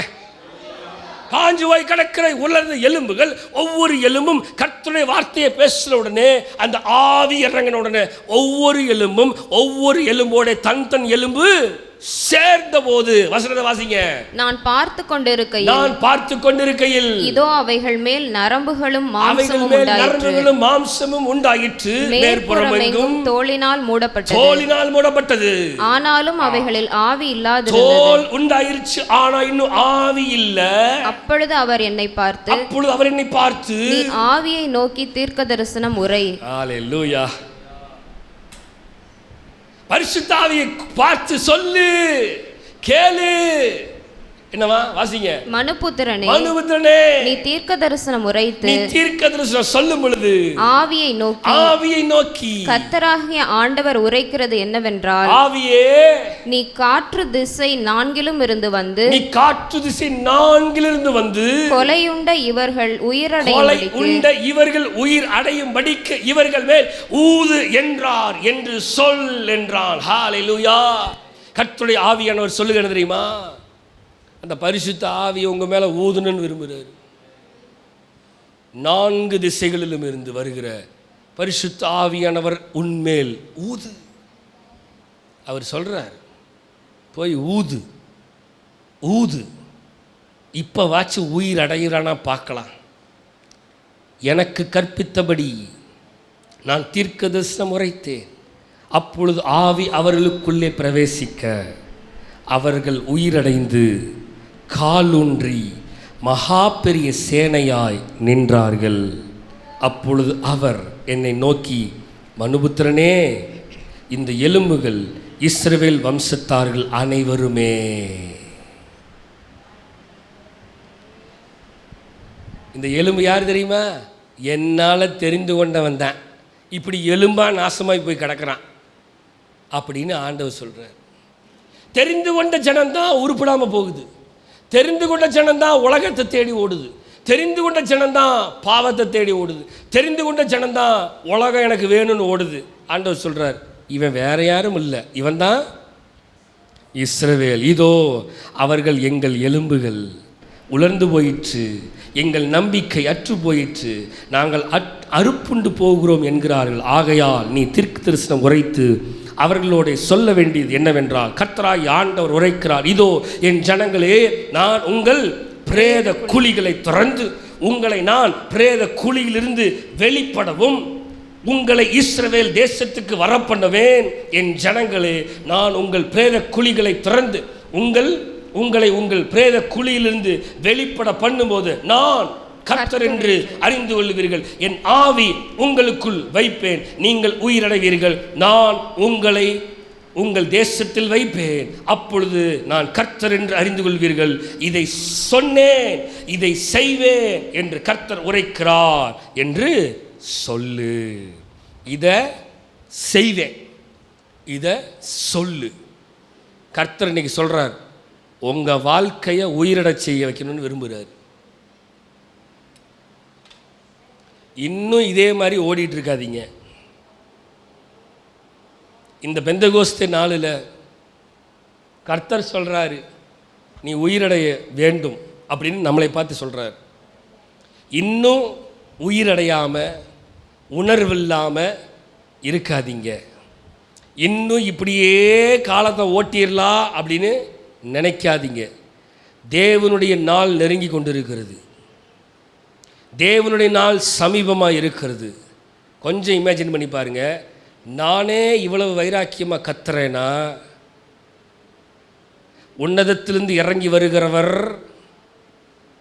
he is not a simple person, he is not a simple human. அவருக்கு பேர் என்ன? Almighty God. தமிழில் சொல்லுங்க, சர்வ வல்லமையுள்ள தேவன். வல்லமையுள்ள தேவன் சொல்லியிருக்கலாம். No, he is a mighty God அப்படின்னு சொல்லியிருக்கலாம். சொல்லலை. He is almighty God. சகலத்தையும் செய்ய அதிகாரம் படைத்த தேவனாய் வருகிறார். அவருக்கு முன்னாடி ஒருத்தங்கூட நிற்க தகுதியே இருக்க முடியாது. மோசே, ஆண்டவரே உம்முடைய முகத்தை பார்க்கலாமா? முடியாது தம்பி. ஒரே வார்த்தை, முடியாது தம்பி. எவ்வளோ பெரிய ஊழியக்காரன், ஒரே வார்த்தை, முடியாது தம்பி. ஆண்டவரே கொஞ்சம், டேய் வந்துடாத, நிற்கிற இடம் நீ விளாண்டுட்டு இருக்கிறிய, நீயே விளாண்டுட்டு இருக்கிறியா, நீ நிற்கிற இடம் பரிசுத்தமான இடம் அப்படின்னு ஆண்டவர் எச்சரிக்கிறார். அவன் அப்படியே பேக் அடிக்கிறான். ஐயோ எங்கேயாவது போனோம்னா அடி வாங்கி செத்துருவோன்னு தெரியும் அவனுக்கு.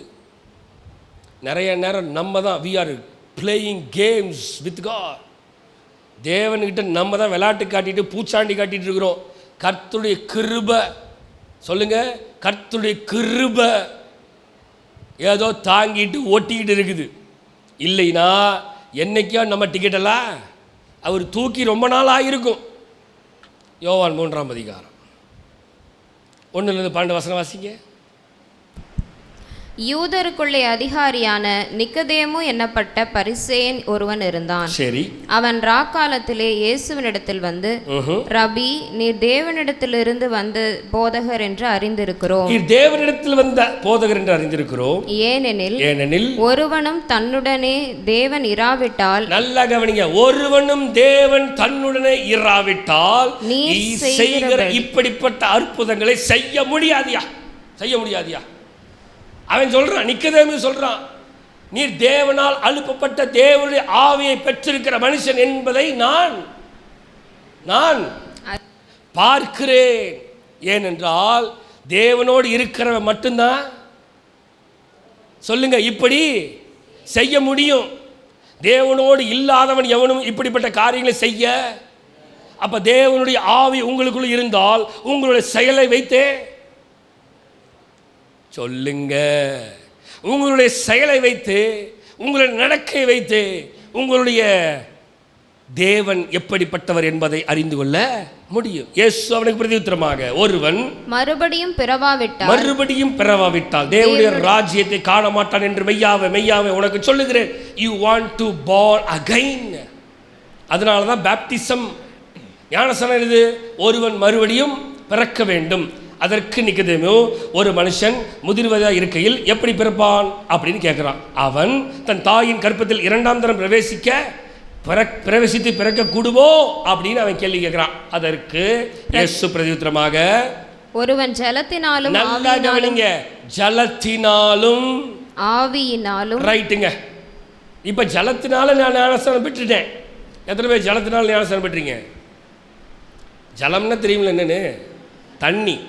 ஜலத்தினால் ஞானஸ்நானம் பெற்றுட்டோம். இப்போ என்னது? ரெண்டாவது, ஆவியினால் பிறக்கணும். வசனம் சொல்லுது, ஜலத்தினாலும் ஆவியினாலும் பிறவாவிட்டால் தேவனுடைய ராஜ்யத்தில் பிரவேசிக்க மாட்டான் என்று மெய்யாவே உனக்கு சொல்லுகிறேன். So the importance of Holy Spirit என்னன்னு புரிஞ்சிருச்சா?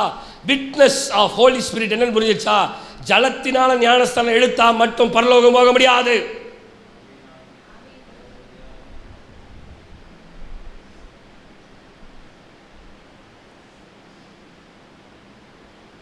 Understand that? புரிஞ்சிச்சா? உங்கள்கிட்ட தான் கேட்குறேன், புரிஞ்சிச்சா? ஜலத்தினால ஞானஸ்நானம் எடுத்து அப்புறம் போயிடலாமா? வசனம் என்ன சொல்லுது?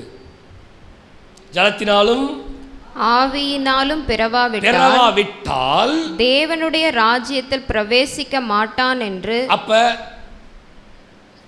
ஃபர்ஸ்ட் ரவுண்டு வெளியிலிருந்து எங்கே வந்துட்டேன்? உள்ளே வந்துட்டேன்.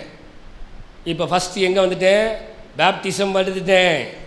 பேப்டிசம் எடுத்துட்டு ரவுண்ட் அடிச்சிட்ருக்கேன்.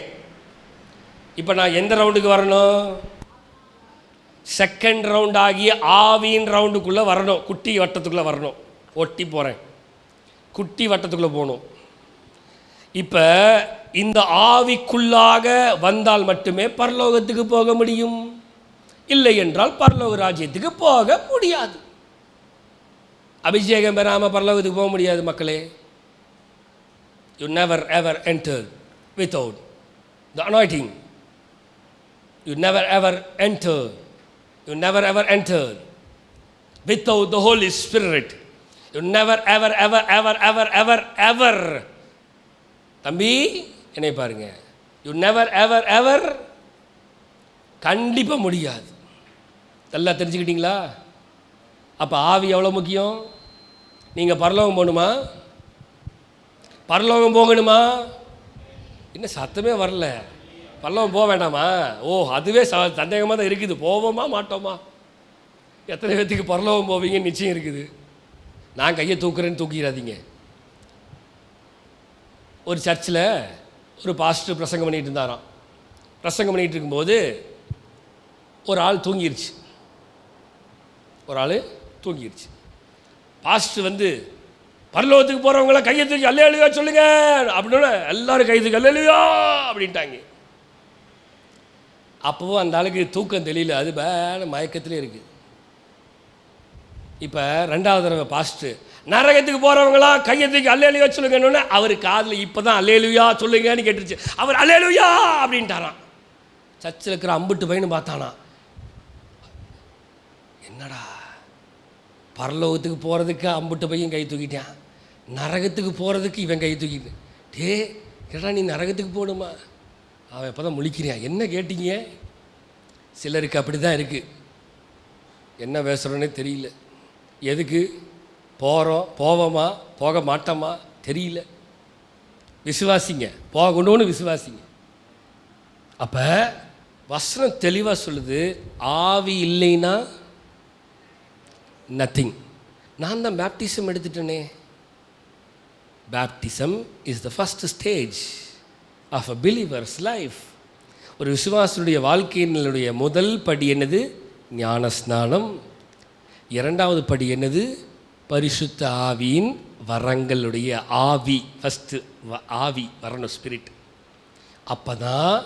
இப்போ தான் டிக்கெட்டே எனக்கு கன்ஃபார்ம் ஆகுது. என்ன டிக்கெட்டு? பரலோகத்துக்கு போகிறதுக்குன்னு டிக்கெட்டு. போவேனா போக மாட்டேன்னு தெரியாது. இப்போ டிக்கெட் கன்ஃபர்மேஷன் ஆகுது. இப்போ தான் மாற்றுங்கப்பா, வாசிங்க. மாம்சத்தினால் பிறப்பது மாம்சமாய் இருக்கும். எப்படி மாம்சத்தில் பிறப்பதெல்லாம். இப்போ மாம்சத்தில் இருக்கீங்களா? மாம்சத்தில் ஓடுறீங்களா? மாம்சத்தில் செயல்படுறீங்களா? அது மாம்சம்தான். ஆவியினால் பிறப்பது ஆவியாயிருக்கும். ஆவியினால் பிறப்பது ஆவியாயிருக்கும். நீங்கள் மறுபடியும் பிறக்க வேண்டும் என்று நான் உனக்கு சொன்னதை குறித்து அதிசயப்பட வேண்டாம், பயப்பட வேண்டாம், ஆச்சரியப்பட வேண்டாம். இது ஒன்றும் மிராக்குலஸ் திங் இல்லை. திருப்பியும் பிறக்கிறதுக்கு ரெடி ஆயிக்கோங்க. காற்றானது தனக்கு இஷ்டமான இடத்திலே வீசுகிறது. அதன் சத்தத்தை கேட்கிறாய், ஆகிலும் அது இன்ன இடத்திலிருந்து வருகிறது என்றும் இன்ன இடத்துக்கு போகிறது என்றும் உனக்கு தெரியாது. ஆவியினால் பிறந்தவன் எவனும் அவனும் அப்படியே இருக்கிறான் என்றார். காற்று எங்க வருது எங்க போகுதுன்னு தெரியாது. அதே போலதான் ஆவியினால் நிரப்பப்பட்டவனும் இப்படிப்பட்டவனாய் இருக்கிறான். அதற்கு நிக்கதேமோ இவைகள் எப்படி ஆகும் என்றார். இயேசு அவனை நோக்கி, நீ இஸ்ரவேலில் போதகனாய் இருந்தும் இவைகளை அறியாமல் இருக்கிறாயா? நிறைய பேத்துக்கு இன்னுமே புரியல. இவ்வளவு நாங்க பிரசங்கத்தை கேட்டிருக்கிறோம். யூடியூபை தரதா எத்தனை பிரசங்கியார் பேசுறாரு, எல்லாம் கேட்கிறோம், ஆனாலும் எங்களுக்கு புரியலையே. இஸ்ரவேலிலே நிக்கதேமோ, you are a teacher, you are a lecturer, you are a scholar. நீ இப்படிப்பட்டவனை இருந்தும் தேவராஜ்யத்தினுடைய கண்ணோட்டம் உனக்கு தெரியலையப்பா அப்படின்னு யாரு கேட்கிறா? இயேசு கேட்கிறார். இயேசு அவனை நோக்கி, இப்படி போதனா இருந்துமே உனக்கு புரியலையான்னு கேட்கிறாரு. அவன் சொல்றான், மெய்யாகவே நான் உனக்கு சொல்லுகிறேன், நாங்கள் அறிந்திருக்கிறதை சொல்லி நாங்கள் கண்டதை குறித்து சாட்சி கொடுக்கிறோம், நீங்களோ எங்கள் சாட்சியை ஏற்றுக்கொள்வதில்லை. புரிஞ்சிருச்சா?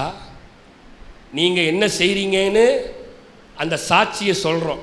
நம்ம எப்படி வாழணுங்கிற சாட்சியை சொல்றோம். ஆனால் அந்த சாட்சியை உங்களால ஏற்றுக்க முடியல.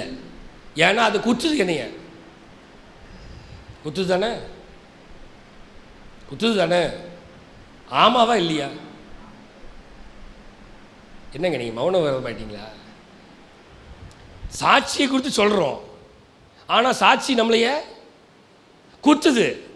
குத்துறதுனால நமக்கு வலிக்குது. வலிக்கிறதுனால இவன் குத்திக்கிட்டே கிடக்கிறான் அப்படின்னு மண்டையில் ஏறிட்டு. வசனம் சொல்லுது, நீங்களோ எங்கள் சாட்சிகளை ஏற்றுக்கொள்ளவில்லை. அடுத்தது, பூமிக்கு அடுத்த காரியங்களை நான் உங்களுக்கு சொல்லியும் நீங்கள் விசுவாசிக்கவில்லையே, பரம காரியங்களை உங்களுக்கு சொல்வேனானால் எப்படி விசுவாசிப்பீர்கள்? நீங்க பூமியில செய்யறத சொன்னதே உங்களுக்கு புரியலையே, பூமியில நடக்கிறத பத்தி சொன்னாவே உங்களுக்கு புரியலையே, பரலோகத்தை பத்தி சொன்னா உங்களுக்கு எப்படி புரியும்? 4 குதிரைகள் வந்தது, 7 குதிரைகள் வந்தது, கருப்பு குதிரை ஒன்று வந்தது, சகப்பு குதிரை ஒன்று வந்தது, வெள்ளை குதிரை. சகப்பு குதிரையா? என் வாழ்க்கையிலே சகப்பு குதிரையை நான் பார்த்ததே இல்லையே. ரெவலேஷனை எடுத்து படித்து சொன்னோம்னா இங்கே சொல்கிறதே புரிய மாட்டேங்குது, ரெவலேஷனை திருப்பினா புரியாது. நல்லா தெரிஞ்சுக்கோங்க, புரிந்து கொள்ளுகிற இருதயத்தை கர்த்தர் உங்களுக்கு கொடுப்பாராக. அதுதான் பலப்படுறது. என்னது சொல்லுங்க? பலப்படுறது. கர்த்தர் சொல்கிறாரு, பரிசுத்த ஆவியானவர் உங்கள் இடத்துல வரும்பொழுது நீங்கள் பலனடைந்து, நீங்கள் பலனடைந்து, நீங்கள் பலனடைந்து, நீங்கள் பலனடைந்து, நீங்கள் பலனடைந்து. லாஸ்ட் வசனம் யோவான் 10:10. திருடன் திருடவும் கொல்லவும் அழிக்கவும் வருகிறான் என்று வேறொன்றுக்கும் வரான். நல்லா கவனிச்சுக்கோங்க, அவன் திருடதான் வரான்னு உங்களுக்கு தெரியாமல் உட்காந்துட்டு இருக்கிறீங்க. அவன் சீக்கிரத்தில் உங்களை ஆட்டையை போட்டுட்டு போகிறதுக்கு வரான். ஆட்டையை போடுற வராமையா, அவங்கிட்டேருந்து உன்னை காப்பாற்றிக்கோன்னு சொல்கிறதுக்கு தான் கத்திக்கிட்டு கிடக்கிறோம். ஆவிக்குரிய போராட்டம்னா என்னன்னே சிலருக்கு தெரியல. திருடன் திருடவும் கொல்லவும் அழிக்கவும் வருகிறானேன்றி வேறொன்றுக்கும் வரான். ஆனால் நானோ அவைகளுக்கு ஜீவன் உண்டாயிருக்கவும் அது பரிபூரணப்படவும் வந்தேன். எதுக்கு இந்த கத்துறோம் தெரியுமா? உங்களுக்குள்ளே ஜீவன் உண்டாக வேண்டும், உங்களுக்குள்ளே அந்த ஜீவன் பரிபூர்ணம் அடைய வேண்டும். வழி மாறி போய் தொலைஞ்சு செத்து தொலைஞ்சிடாத, ஒழுங்காக வழிக்கு வா, பரிபூர்ணப்படு, பலப்படு, ஜீவன் உண்டாகு. உலர்ந்து போய் கிடக்கிற கர்த்தர் அவருடைய ஆவியை ஊற்றி ஜீவனை தரணும்னு விரும்புகிறாரு. எதுக்கு பைபிள் வாசிக்க சொல்கிறோம்? டெய்லியும் பைபிள் வாசிங்கன்னு எதுக்கு சொல்கிறோம்? ஜீவன் உண்டாக. டெய்லியும் ஜெபம் பண்ணு எதுக்கு சொல்கிறோம்?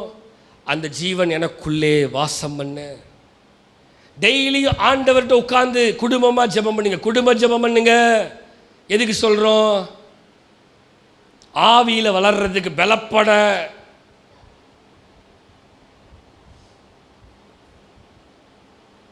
நமக்கு அதெல்லாம் புரிய மாட்டேங்குது நிறைய நேரம். பாஸ்டர் எப்பயும் நம்மளை நெருக்கிட்டே இருக்கார். ஒரு கணக்கு வச்சுக்கோங்க, இன்னையிலிருந்து என்ன கணக்கு? வாரம் முழுவதும் ஒருத்தர் என்னை கூப்பிட்றதில்ல, வாரம் முழுவதும் நான் ஒருத்தரையும் பார்க்குறதும் இல்லை. ஒருத்தர் 2 பேர் யாரையாவது பார்ப்பேன். வாரத்தில் ஒரு நாள் தான் உங்களை சந்திக்கிறேன்.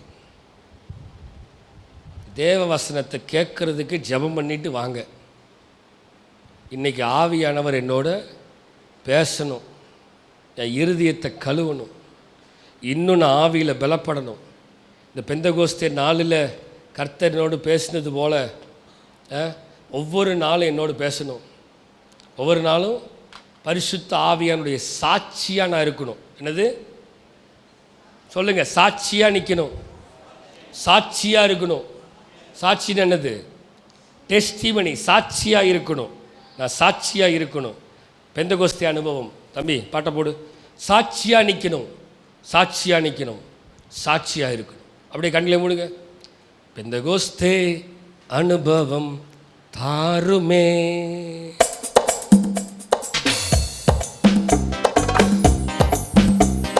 பெந்தகோஸ்தே அனுபவம் தாருமே, பின்மாரியாவியை ஊற்றுமே. பெந்தகோஸ்தே அனுபவம் தாருமே, பின்மாறி மேலான மேலான வல்லமை, மேலான தரிசனம், மேலான வரங்களை தாருமே. மேலான வல்லமை, தரிசனம், வரங்களை சொல்லுங்க. என்னை நிரப்புமே, நீரப்புமே, நீரப்பியே அனுப்புமே. என் பாத்திரம் பாலிந்திட மாவியை சொல்லுங்க, என்னை நிரப்புங்க. நீரப்புமே, நீரப்புமே, நீரப்பியே என் பாத்திரம் வாலிந்திட மாவியை ஊற்றுமே. பரலோக தேவனே, இயேசு கிறிஸ்துவின் நாமத்தினால ஆண்டவரே,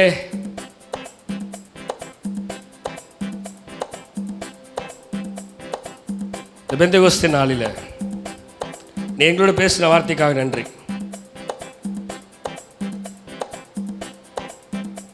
இந்த வார்த்தையின் மூலமா எங்களோட கிரியப்பட்டீங்க. இந்த வார்த்தையின் மூலமா எங்களோட இடைப்பட்டீங்க.